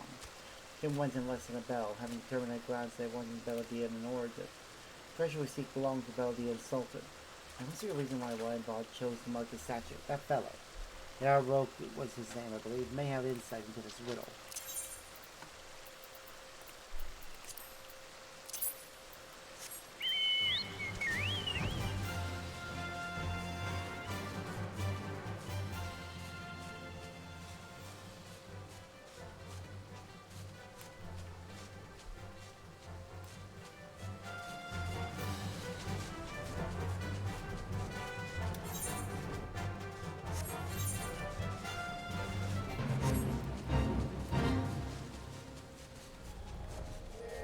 Okay, so the Garuda mission probably only becomes available once the Ifrit mission is finished.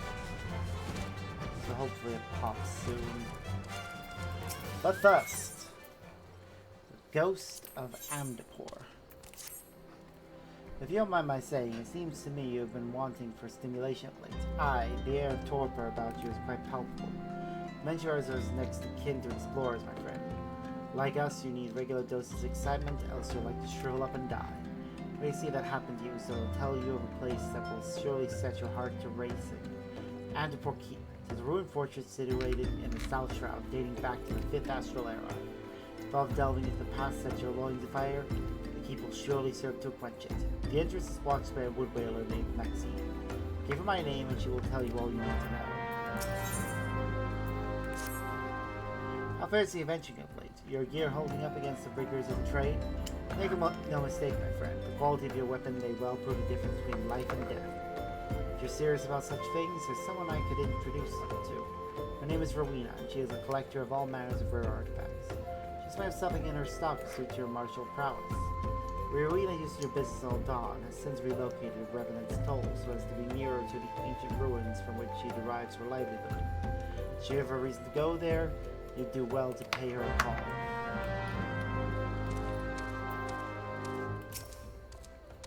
Nothing like staring out at the sea and bringing an old man back to his glory days. The good old times when his whole life still lay ahead of him. The greatest adventures were yet to be. God, don't you know better than to sneak up on your elders like that, youngin'? Are you trying to send me to an early grave? Well, not early as such. Don't tell me. I can see it just from looking at you. You're an adventurer, an accomplished one at that, yes? You may not be the graybeard I am, but I reckon you're a memory or two you'd be keen on remembering. So let's say you join me for a while before you return to the road. After all, sometimes reflecting on the past can be just what you need to discover the path you'd forge into the future. New Game Plus unlocked. You're now back to the New Game Plus system. It allows you to relive the adventures of your past by replaying previous quests with your current character data. Yep, it's useful. Please note that special rules and conditions will apply when replaying quests with New Game. Please review the information elsewhere. I really hope this doesn't take long to pop. If it does, I'll rename this based on what the blue mage quest lines ones were. I really do hope the Garuda one can be started right away and we don't have to wait until we finish till we've done it for it. We must have cleared Bola Members hard first. Okay, well. He said I should talk to somebody in Old Dahl, so let's at the very least try and do this mission properly.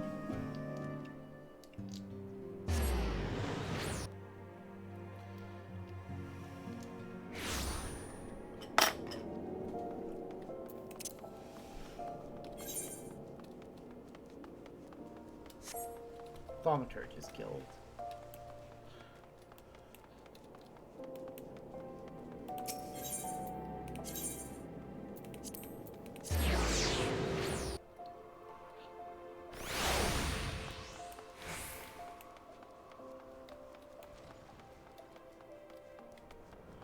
Yayaroku. We speak of ancient Belladia. It would be my pleasure to converse with a fellow student of history. Wait, this isn't about Winebald's message, is it? There must be another wide-eyed treasure hunter searching for the lost treasure of Lala. Futo 3. Winebald was a skilled storyteller, and will be forgiven for thinking his tales were all true. Even now I cannot say if he was lying to us or himself. You say you deciphered his message? Very well, let us hear it. Fire, lightning, water, earth, ice. Wind, the wheel must turn anew. 6 elements, but the order is wrong. The spark of lightning ignites when it strikes, and thus fire is born. The heat of fire renders to ash all that it touches, and thus earth is born. The density of earth shuns sun, and abhors cold, and thus ice is born. The armor of ice melts away, and thus water is born. The moistness of water mists and rises, and thus wind is born. The gust and size of wind gather the clouds, and thus lightning is born. The passage from essence of permutation, in case you were unaware. I have no idea what Winebald meant to say. Okay, well we know. So we want to fast travel near Thal's Respite, which is in eastern Vanaland.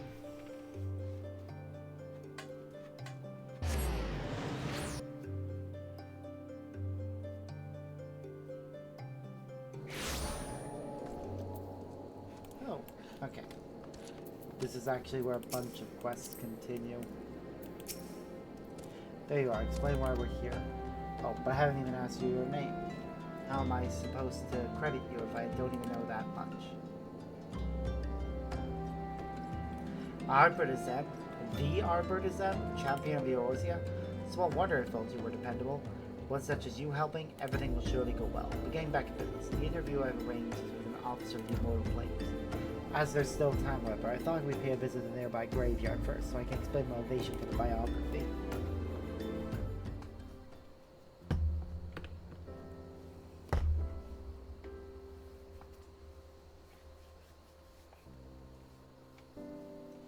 I come from a small village near the Cardinal Flats. It was Durham burned down those in the calamity, and those who died were laid to rest here, my parents among them. Aw, poor guy. It's hardly an uncommon tale. After the dread Primal emerged from Dalamet, he unleashed a fiery devastation across the length and breadth of Eorzea.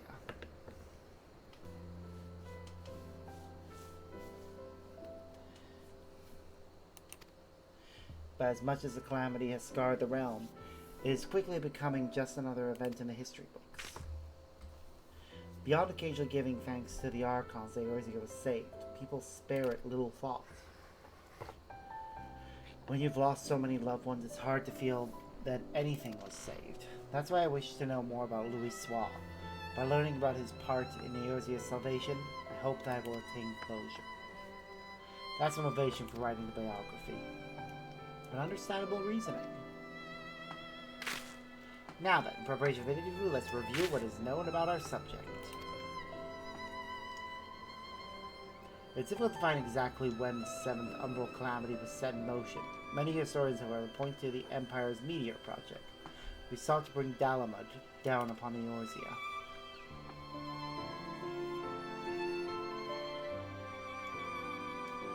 It was the year 1562 of the Sixth Astral Era. Seeking to combat the Imperial threat, Louis founded the Circle of Note, an order whose objective was the preservation of Eorzea. Through its members, the Archons of Charlian, the Circle worked to unite the nations of Eorzea in common cause. The result was the formation of the Grand Companies in three city-states: the Immortal Flames, the Order of the Twin Adder, the Maelstrom. None of those would exist now were it not for their efforts.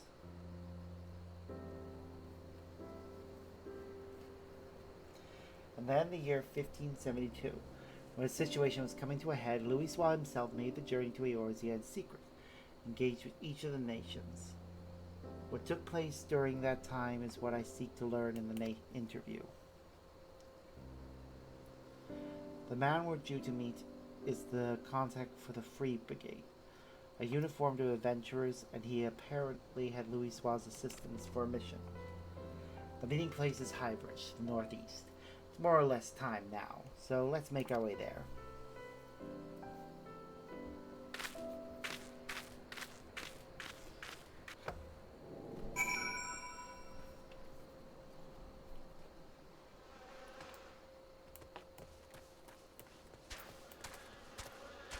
Oh no, that grave's been desecrated.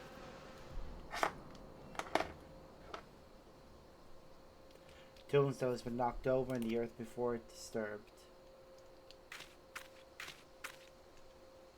So this is where poor Levain now lies? Not anymore. What's the meaning of this?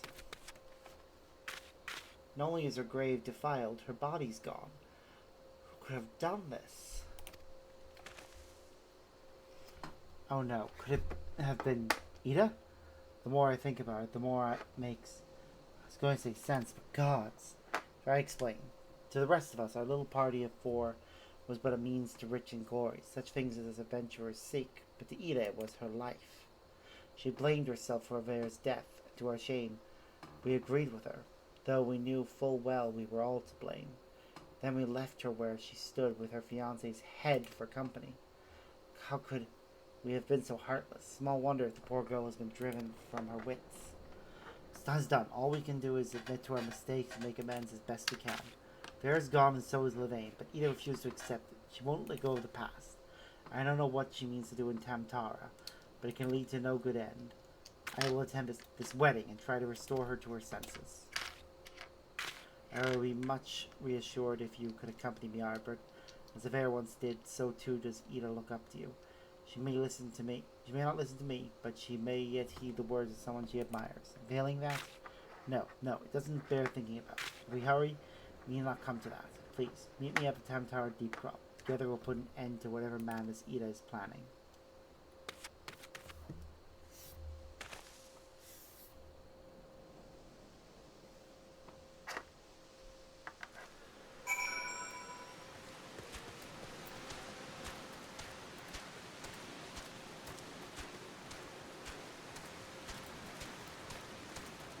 there's Nashu. Nope. I hope this cutscene's not long, because... Oh, if only you were still alive, Inspector. You know how to stop these zombies.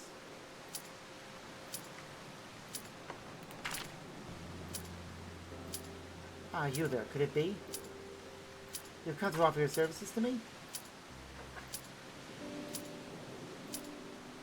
Oh, but where are my manners? Let me introduce myself. My name is Nashu, Agent of Inquirers, Extraordinary Inspector. At least that's what I'm trying to be. It's not quite as easy as he made it look. Inspector Hildebrand was a great man, a really Eosian hero. Traveled the world, me and him, solving cases and thwarting evil. No matter the mystery, we could always count on the Inspector to solve it with grace and style. Yep. Crap. I didn't count on that popping just as we started the cutscene. And then there was the final case. The case of the century, he called it. How to stop the Red Moon from destroying the world. Save us all, he flew into the sky, and all I could do was watch. The weather is really helping for this scene. Then he came back down, and he...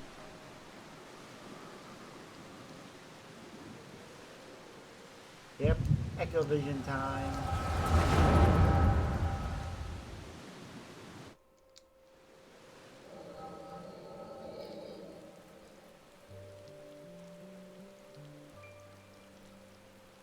This is all a joke, a big funny joke, right, Inspector? Any moment now you'll burst out of the ground and shout, "Surprise, had you fooled, eh?" And we'll laugh and laugh.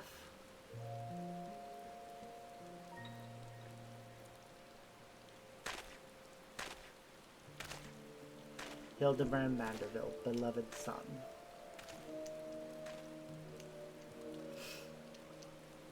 They say no one remembers the warriors of light. Their names, their faces, all gone forever.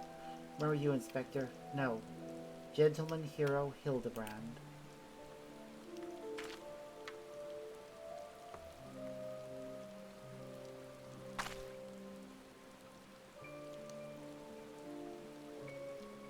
I can never be the hero you were, but I'll do my best to try. And that's how she started dressing like him. I, National Inspector Extraordinaire, will carry on your legacy. I wish she kept this outfit, to be honest. So I told myself, well, Nashu, there must be a leader, a head zombie who tells the rest what to do. Therefore, all we need to do is kill him. Again, that is. Unfortunately, I don't know where he is.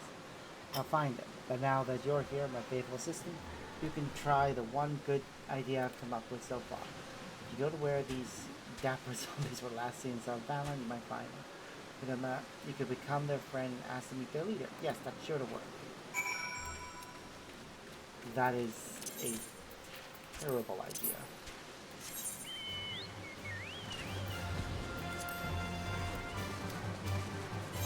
Still, could be worse. Ugh. Okay, I'll try queuing for it. If it doesn't pop, or if it pops and I miss out again, I'm gonna call it for today and try something else. I don't think I'll get to do them all. Big blue mage. Kind of derailed this bit, unfortunately.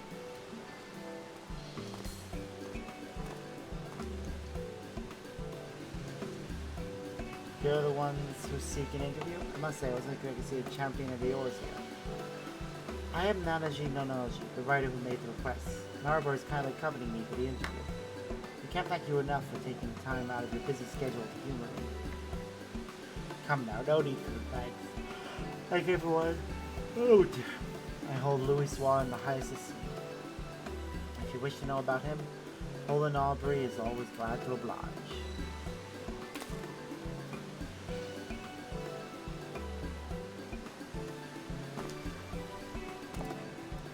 Without further ado, then, let us begin. My understanding is you are dealing with Louis Swan. Could you please tell me the details? As you know, our grand companies were formed thanks to the Circle of Knowing. It wasn't until Dalamon began turning red that Louis Swan first appeared.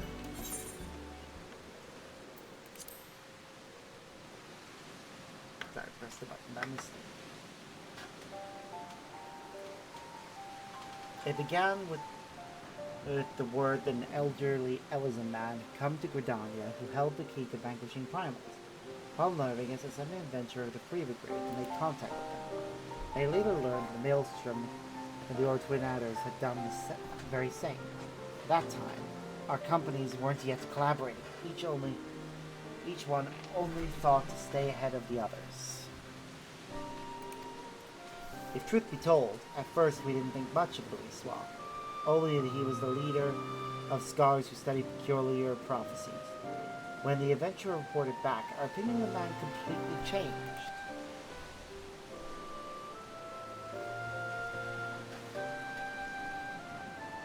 With his spellcraft, Louis Swab had opened the way into Ifrit's domain. By the hand of dauntless adventurers, the Lord of the Inferno was brought low. Alas, many defeats preceded that victory. It was reported that countless charred corpses laid strewn the bowl of embers. Now mission also yielded a shocking revelation.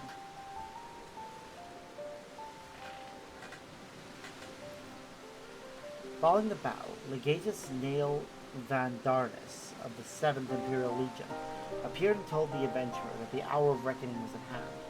The Dalamud would soon fall and cleanse the land. That was when we realized the Empire was behind the Red Moon's anomaly.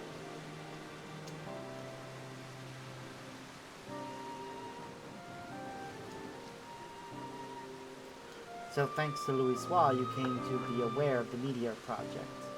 Still, it doesn't seem like you had much to act upon.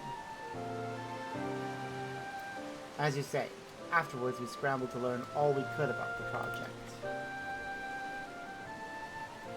For a blessing, we have the cooperation of a Garlean defector, Sid Garland, whom you know well. He revealed the details of the project. They utilized the transmission tower to pluck Dalamud from the heavens, all for the purpose of purging us savages from the realm.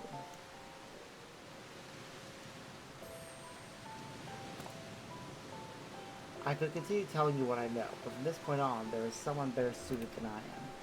If you are interested, I will be able to introduce you to this individual. What say you? Well now, we'd be keen to speak with this person indeed. Very well, I will send word to the Adder's Nest. If you take yourselves to Apicalo Falls, I will arrange for a meeting there. To go to such lengths to help us, I can't say how grateful I am. I'll definitely rename this episode though, because we're not doing what I had hoped to do. Don't mention, as I said, I hold Louis Swan in the highest esteem. He was the one who brought us our three nations together. Nothing would please me more than for him to be remembered. Well, it's past time I return to Aldal. I pray that the coming interview bears you fruit.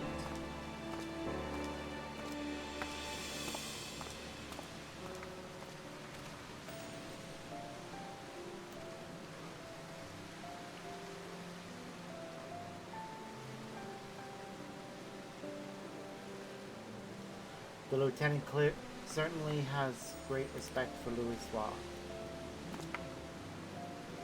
And thanks to him, we have another promising interview. Come, let's head to Gridania, where the Archons have sojourned.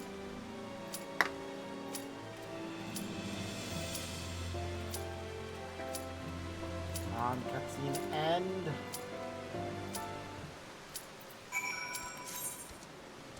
Come on, other people, join in, please. Yay!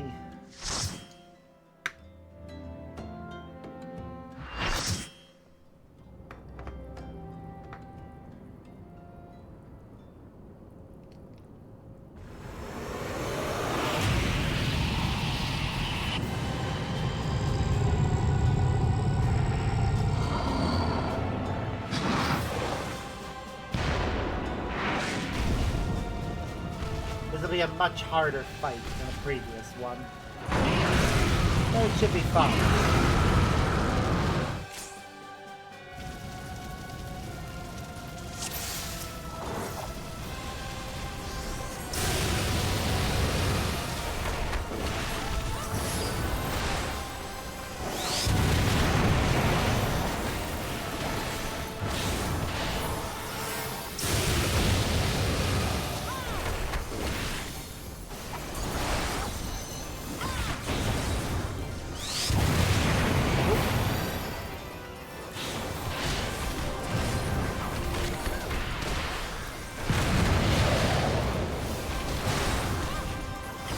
comes to the inferno.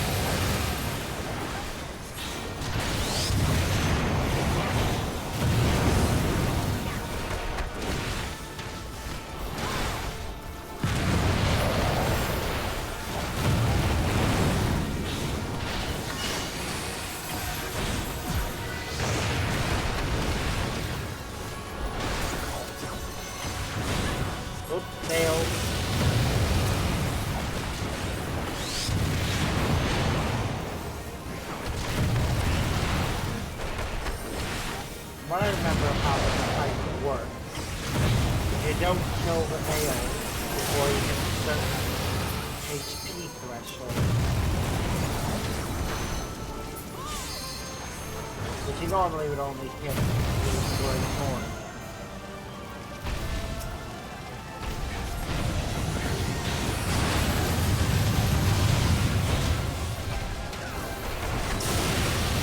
Thou art strong, mortal.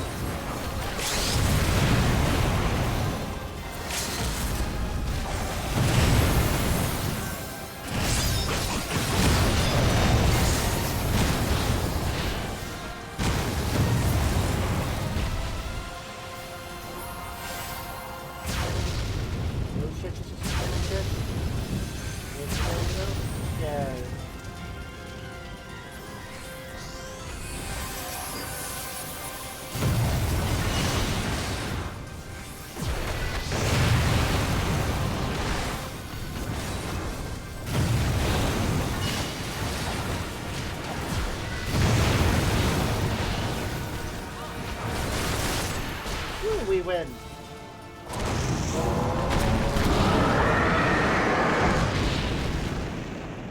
And there goes Efort.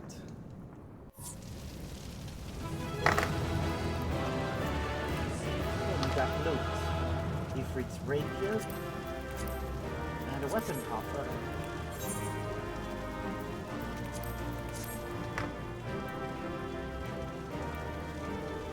Are they sticking around?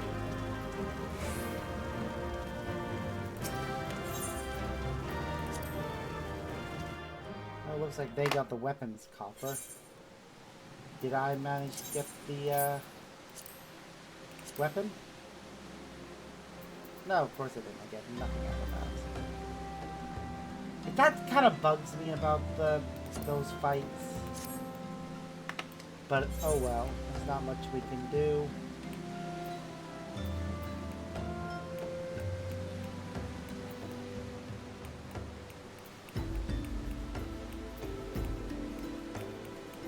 Where's the next mission part?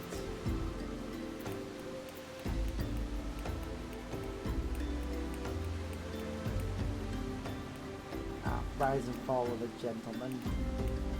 The Hildebrand quest. Which I don't, quite frankly, care about right now. I do want to do it eventually. But right now I'm actually more interested in continuing where we left off with Garuda and then Titan. If we can finish both Garuda and Titan, that'll be me finished with what I actually wanted to do in today's stream.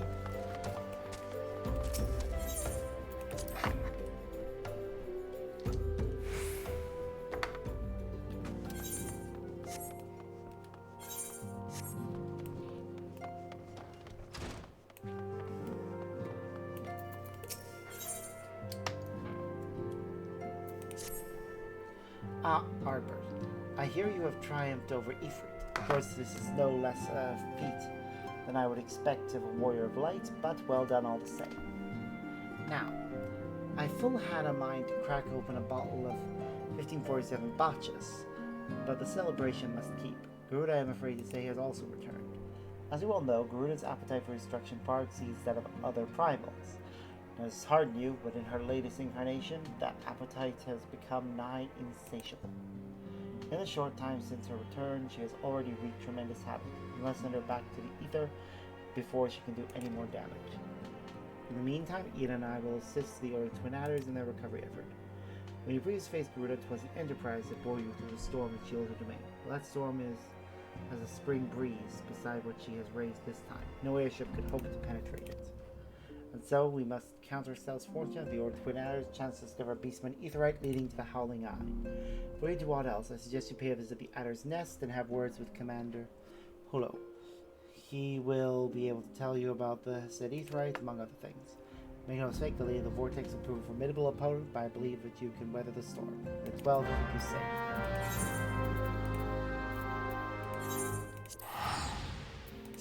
One of our other missions is actually in Gridania as well, so we'll do that at the same time.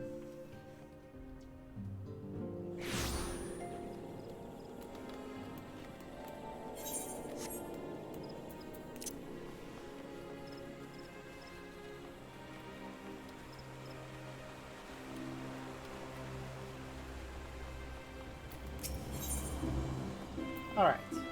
Oh. And we also got Odin to unlock. Aubrey, timing there fails to amaze. Unless I am mistaken, you have knowledge of the Elder Primal Odin, correct? Yes, as I thought. Well, as you know, we have long pursued the Dark Divinity from the pages of arcane scripture to the Shroud itself. Finally, we have a plan to put his prowl into an end. Brother Pesci has the command. He has personally requested your aid in this venture and awaits you at Earth's Font. I am sure he will give you details once you present yourself. Godspeed, Albert. Or are there any other quests in this area that I should look up for? Arbor of Silence. We are grateful for your aid. As you will already know, the accursed XIV summoned Garuda once more. Since her return, she has wasted no time unleashing her fury upon the region. Excessive damage has been reported in both Twellswood and Curtis. She must be stopped, and soon, lest more lives be lost. In the name of the Elder Seaseer, I humbly request you put an end to her reign of terror. As in the past, Garuda keeps her court within the Howling Eye, which is perpetually protected by a raging tempest. Fortunately, we learned of an alternate way into her domain. The XIV constructed an Aetheryte within Natlan, their stronghold in the central highlands of Curtis. This Aetheryte will take you to Garuda's tempestuous realm. We owe this discovery to these guardians, who the Elder Seaseer says desire to repay the kindness you showed them. For the sake of our people as well as theirs, may your mission be met with success. Alright, now we need to go sync up with that Aetheryte. Which I think I've actually seen it during a trip into Natlan for another mission.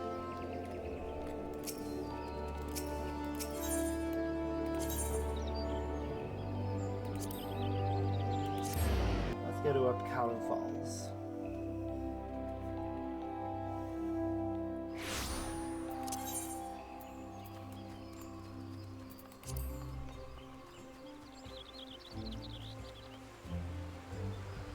First, foremost,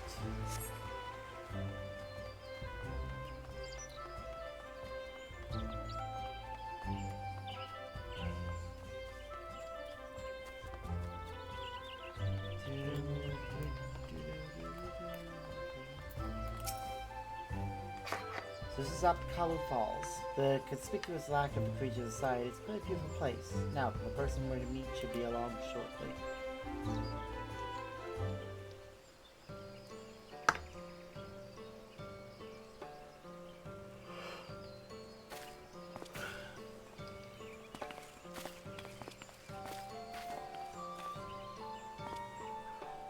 I was told there were those who wished to learn about Louis Swan, and who should one of them be, but the champion may be yours, yeah. Well met. I am Lieutenant Ciro Forke of the Order of the Twin Adder. Hey.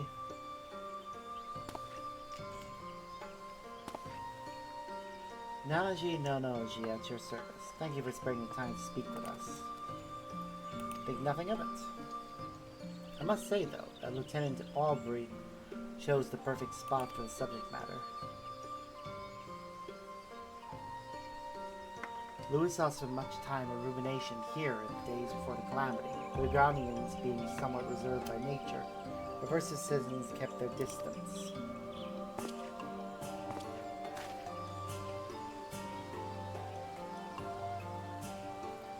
But in time, people warmed to him. They patiently lent an ear to their troubles, healing hurts and offering counsel, and gradually earned their trust. To ignore the plight of those one might conceivably save is not wisdom, it is indolence. Louis spoke those words and lived up to them. He was the epitome of a Shalian sage. I recall myself being moved.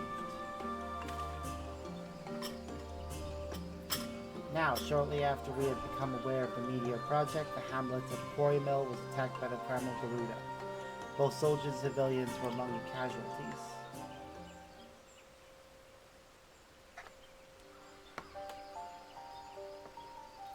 The Order of the Twin Adder moved to vanquish the primal, but we were not alone. Through Louis' mediation, we have the support of not only our sister Grand Companies, but capable adventurers the realm over besides. Using an artifact known as the Vortex Feather, the Archon opened the way for our band of adventurers to sally forth into Garuda's turbulent domain, where they felled the fearsome being.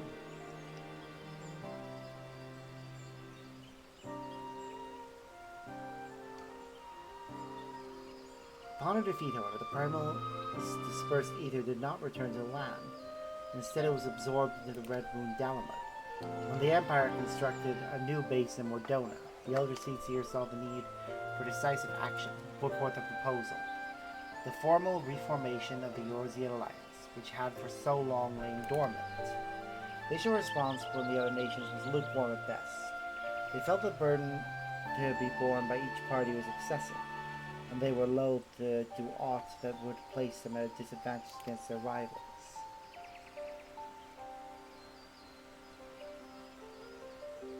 But the revelation that a lunar transmitter had been erected in the Imperial base prompted a change of heart. The tower controlled Dalamud's descent. If it could be destroyed, then the Meteor Project would be forestalled. I love how they reuse this art and animation. It's actually good to reuse assets, I think, just so long as you're not lazy about it. After having constantly been on the back foot, our nations were motivated to join hands. They might strike a decisive blow against the enemy. Thus was the Eorzean Alliance reformed as a circle of knowing and hoped.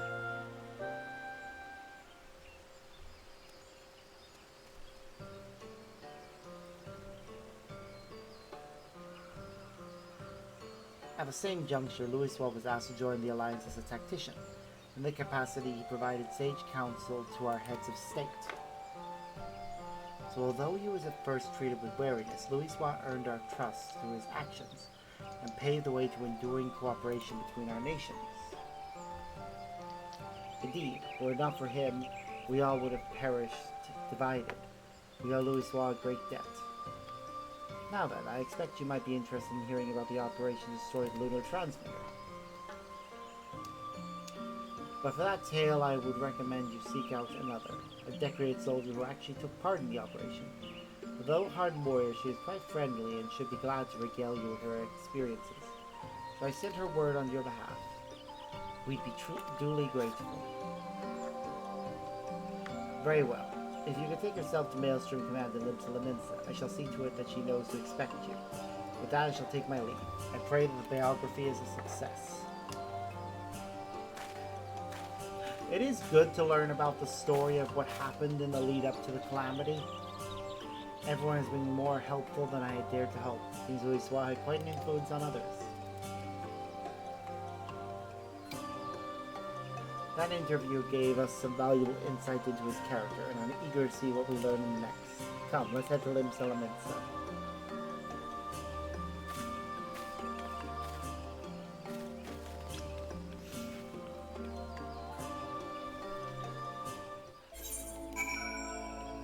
Just scouring around to make sure I don't miss any quests. Joy of Pictomancy, one night in Amdapur. Okay, there is a new quest over near the Conjurer's Guild.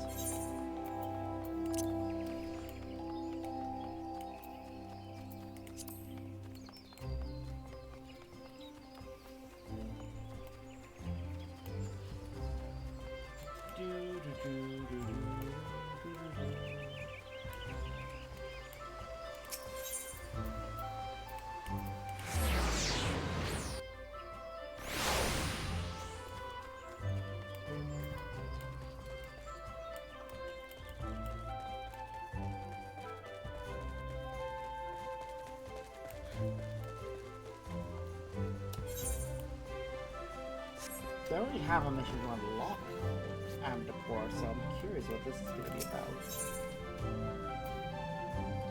Brother Isum Yan would like a word on behalf of a most illustrious client. It is well that you are here, Arbor. An ancient darkness has arisen in these woods, and we shall need all your arts to counter it. I speak to you in the name of the three seed seers. The eldest, Kani Senna, you will already know as the guardian of our fair land. 2 siblings is she. It is the younger of this pair, Arun Senna, who hears the voice of the elementals who grace the clarity. What he has heard lately is troubling indeed. These dark stirrings we have traced the lost city of Amdapor in the South Shroud. The city once throve in the fullness of magic during the 5th Astral Era, but it was sealed in the wake of its demise. The last 12 would have been out of balance since the calamity. So righteous has its aspect become that the seal was severely weakened. Riotous. When this happened, the forests around the city began to riot, wither, and die. We join you to investigate the cause. I must confess that this is a task for the Twin Adder normally, but you are the heir of Master Itoa's legacy. The Seed Seers were unanimous in the belief that no one is better suited for the undertaking. Will you not assist? It is well that you assent, for the need is great. Go now to Seed Seer Ray Osena Count Tranquil. Listen well to what she says of her brother's divination. Okay, so that conversation definitely changes based on the fact that I am a white mage now. Right now. So, yeah. That is certainly interesting.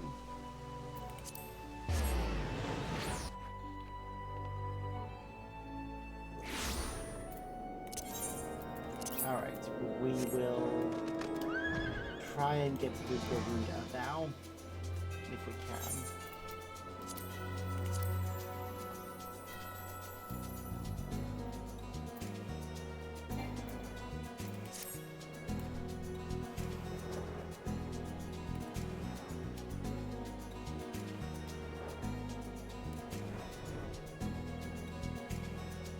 God, I love having flight.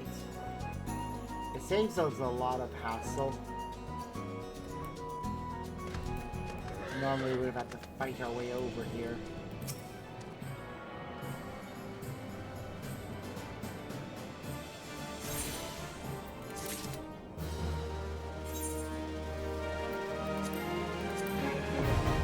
We'll queue up for Howling Eye. I don't know if we'll get in.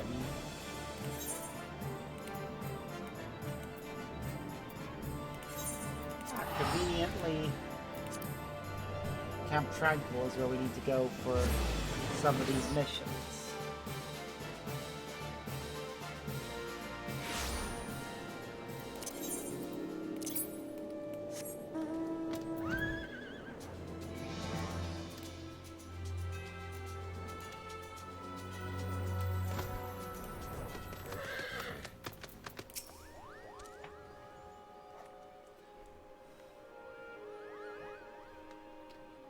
Ah, white mage after my own heart, come to help get to the bottom of this noisome business.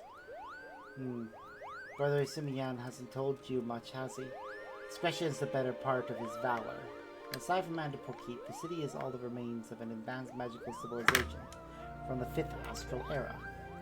No records survive of how the city met its end, but the elementals tell us all was undone, what the Great One calls an unclean presence. I fear that what my brother senses in this very thing, its satedness drained away after so many centuries, and its hunger for another city to slake its thirst on. I'll take it from here, sister.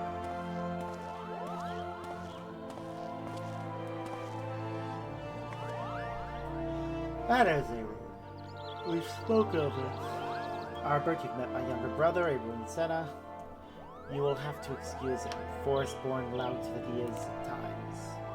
My apologies for the urgent summons, Arbert, but the darkness that stirs in Amdapor behind the barrier waits not on our convenience. Something has kindled there, and daily it grows. And how distraught the elementals are. I have not seen the like of it. They show me what feels like awakening and nightmares. I fear this calls for a more prosaic sensing than that of my rare gift. Some disaster slouches towards us. Might you discover the source of these dark visions and nip it in the bud? You are best help, Arbor. Surely you can find the will to journey to Amdapor. You shall find a wood whaler by the name of Alphine keeping vigil at the barrier. Don't worry about returning here to tell us of your findings. The elementals will doubtless keep us appraised. But enough talk. Good luck, Arbor.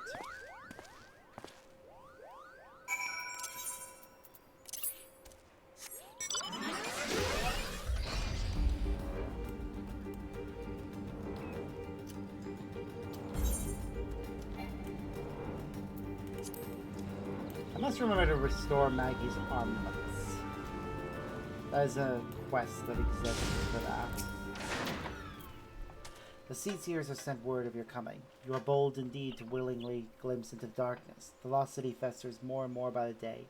Say you're to lance the boil, eh? Beyond this gate lies a land out of balance, its earth aspect sapped by the calamity. You had best be prepared before proceeding further. Rot and wrong, that's what you'll see.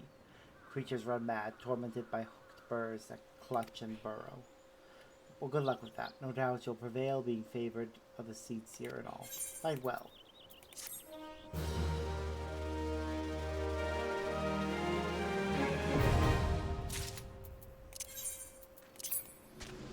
Oh, we'll certainly do this fresh slime.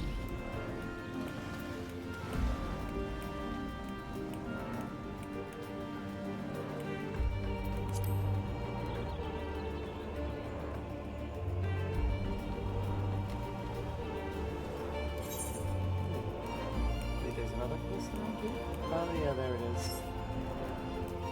Fear of Odin.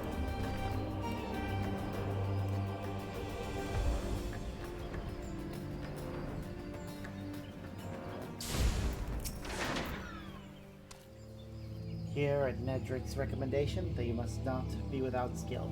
That says my duty to warn you of the dangers that await. This fortress was built by the Amdapori, an ancient people who rose to power upon arcane knowledge. During the heyday of their civilization, they built magnificent structures such as this. Alas, that splendor has long faded into memory, and the keep has become a lair for the lambs of Dalamat, a doomsday cult. Some of the cultists have even succeeded in summoning void scent. You wood whales welcome capable adventurers who will be willing to keep their numbers in check.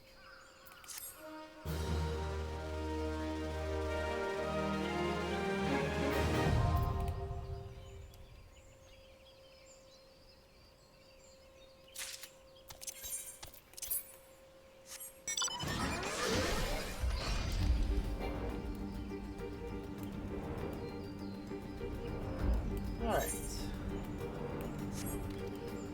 Let's go get the last one.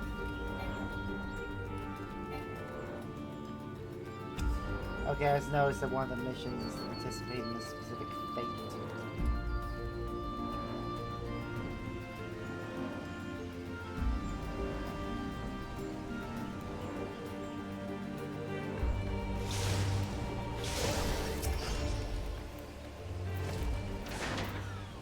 Adventurer, thank you for coming. We seek the Dark Dominion. You must be made privy to the plan before the game is afoot.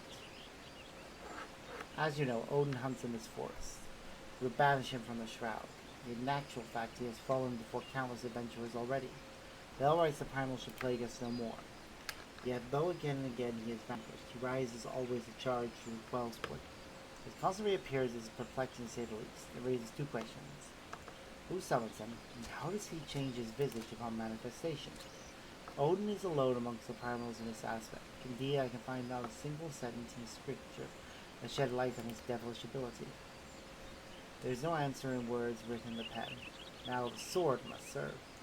Apply to send the bad adventurers against Dark Divinity. Brother Sumiyan, my master and I will observe the battle from afar. We believe seeing the moment of Odin's defeat may give us a clue. One that will lead up to uncovering the truth of the primal that has escaped us thus far.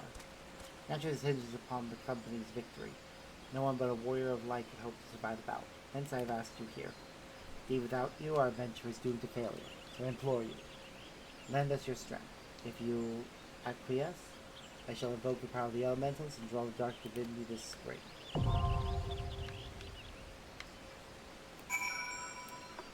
Okay, we do actually have a proper mission there, so Alright, well, I know we need to go to... back to Eastern Thanalan. Go to Bowser Spite.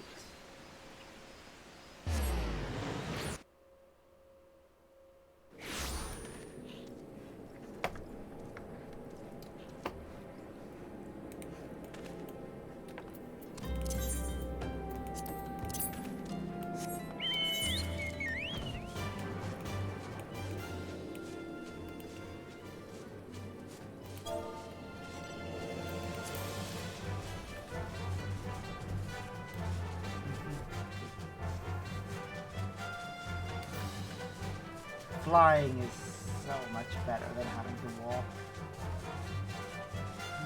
It makes me so happy that we can do this.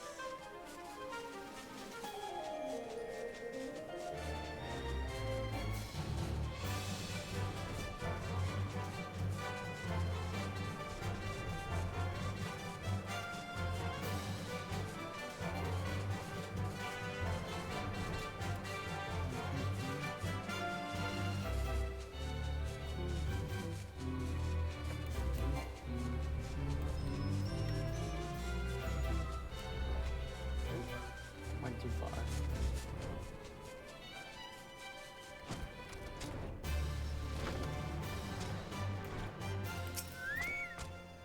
At long last, does the wheel turn anew? Are you the one for whom I have waited? Praise the 12. Master Wernabod told me it might be years, even decades, until one came. If someone came, but I swore an oath so I couldn't understand. This is all so exciting, but you're not here for that, or for me. You're here for the treasure, aren't you? This is Master Wernabod's journal, it belongs to you now. No, that's not true. It was always yours. You had yet to claim it is all. Keep it close, fellow explorer. This is only the beginning.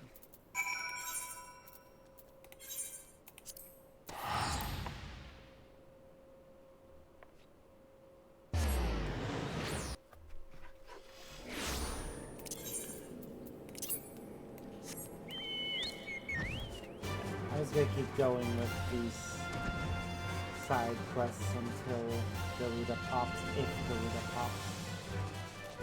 Which I hope it does. I'd like to do it tonight.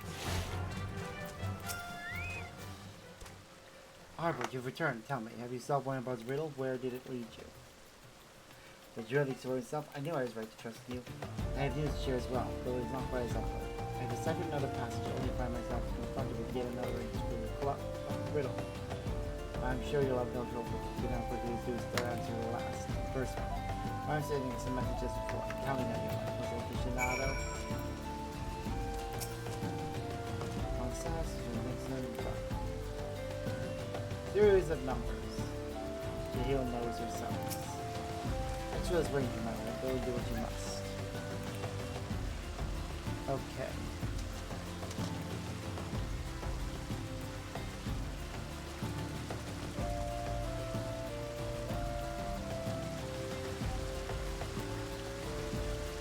Okay.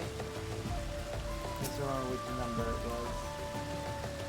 The one starting with 2. So Jahil knows her son is a character in Baldur's Gate.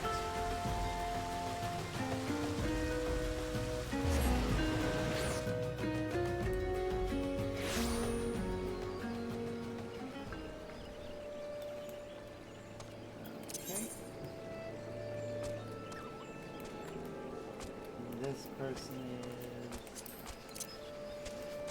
straight ahead, I think.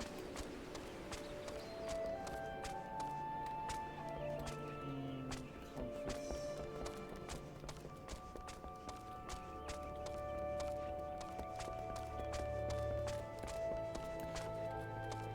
Where's the person in question?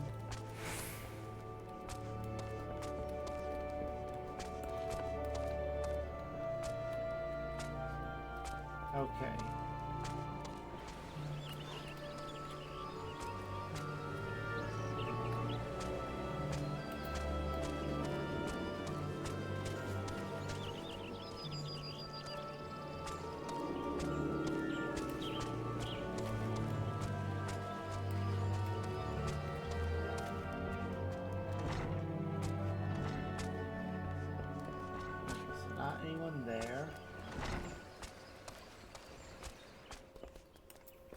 Ah, here we go.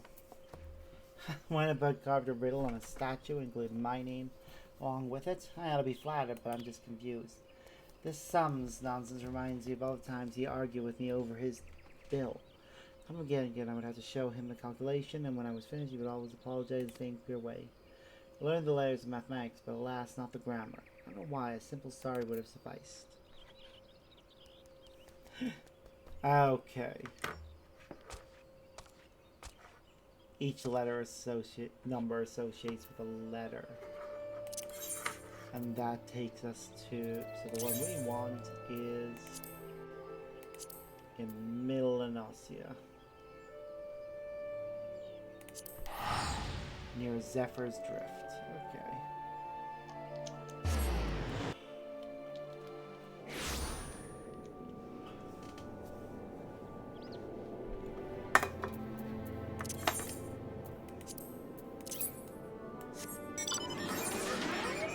Zephyr's Drift.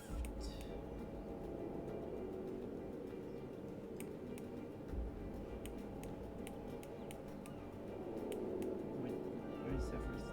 Okay. Somewhere to the south. 23.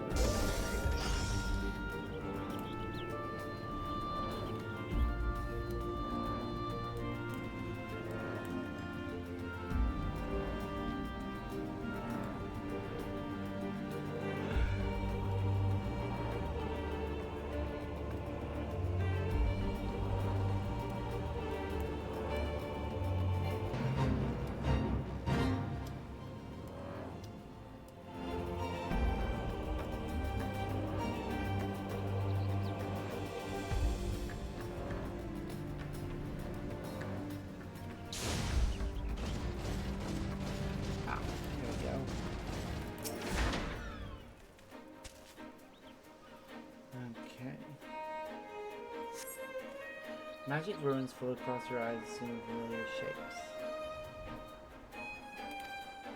Seeker of treasure and truth, I congratulate and bid you welcome. Who are you, I wonder, and why have you come this far? What drives you solve my riddles, and what do you expect to find? I wonder what kind of man I was as well. Doubtless you have heard stories, some more flattering than others. Well enough, and you must be rewarded. Allow me to share with you a verse written by my favorite poets. Clandestine rendezvous leave me breathless and wanting, obsession consumes me, a thirst for antiquity.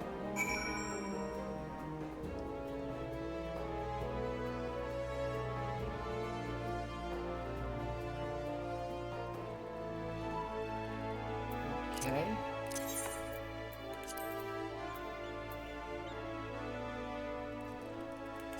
So apparently this directs me to somebody in Lower Lenosa?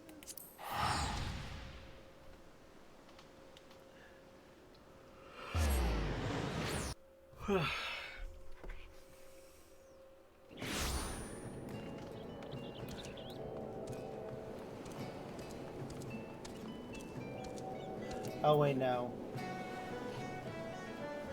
I think I need to speak to Valiant Heart next. I see. It's depending on whether it says a certain thing or another thing that's being talked.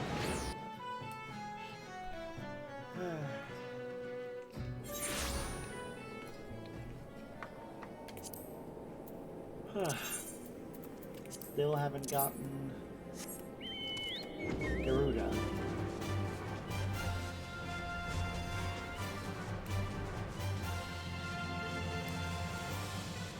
I'll probably name this after the E-Fleet mission if I do only end up doing that one. The message written in magic runes, amazing. Though the contents was rather disappointing, now that I think about it, I was expecting a clue to the treasure's location. I almost forgot, I finished translating under it. Why don't you take a look?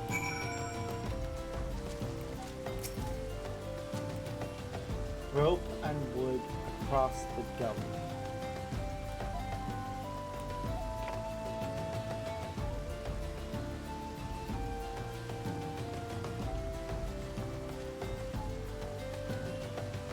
The members of Mars will understand the importance of etiquette.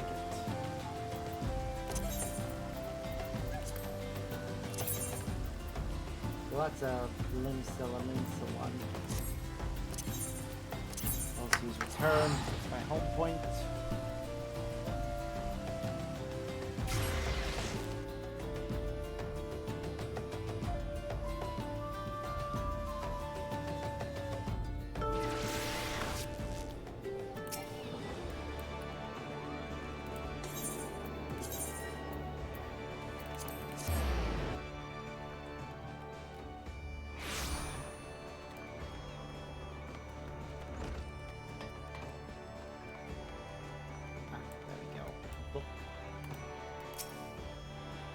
treatise on cultivating interpersonal relationships and influencing others catches your eye. You open to the bookmark page and take note of an underlying message.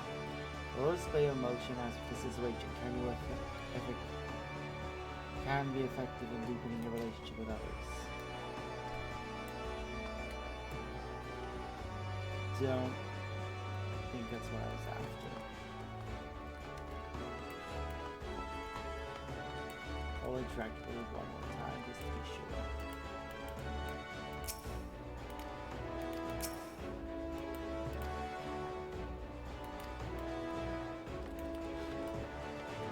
Okay.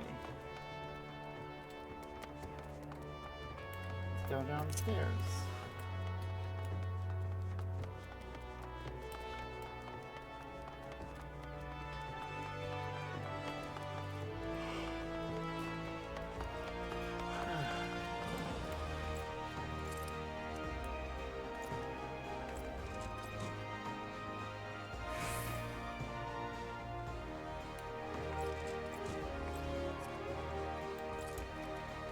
Okay.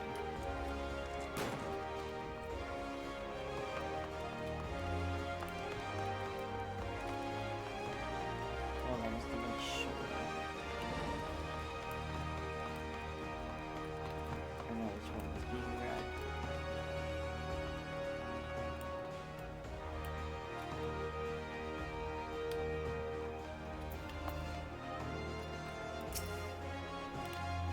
Deliberate display of emotions. Okay.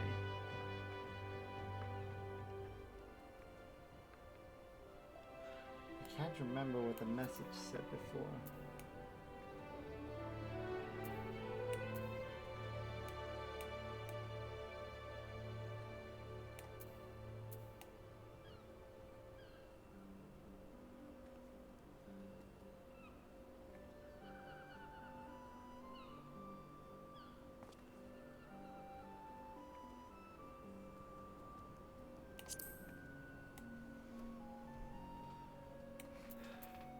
Okay.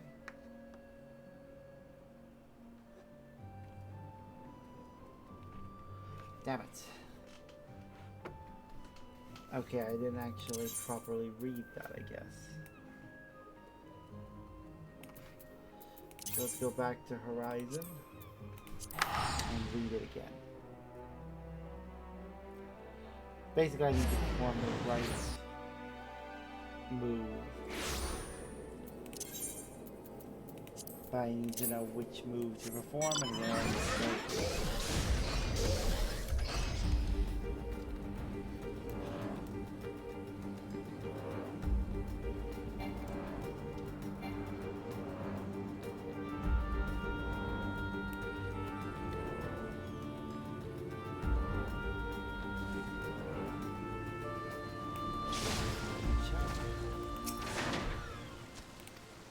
Broken wood across the gully, which is south of Wineport.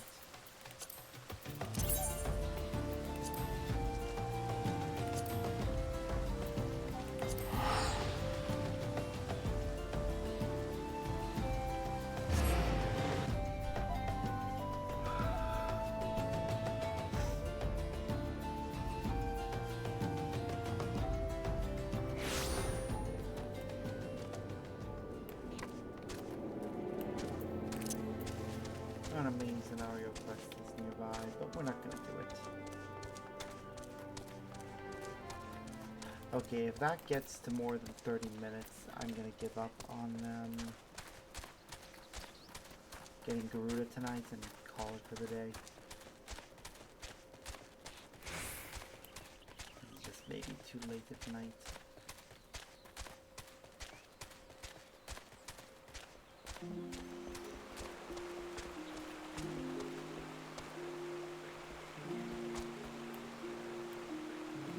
Second bridge to the south. This is the first one. We need to get to the second one. Okay. Let's make sure we don't lose our chocobo anytime soon.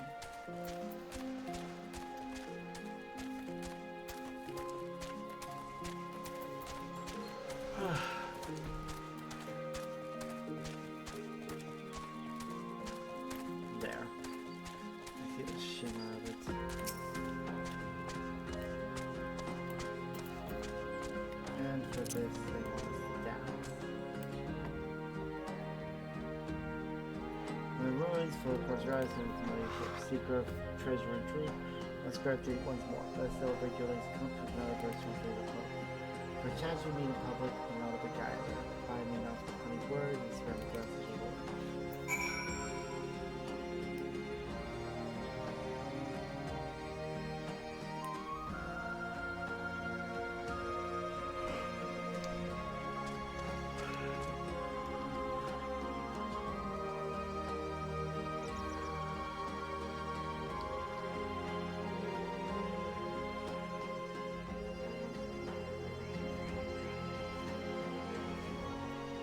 Okay, so back to Valiant Heart. Although I think I'm gonna give up on action. This one, yeah.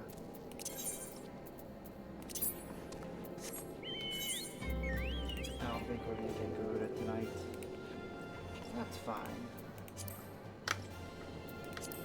I think a good place to stop anyways. I'm feeling quite tired.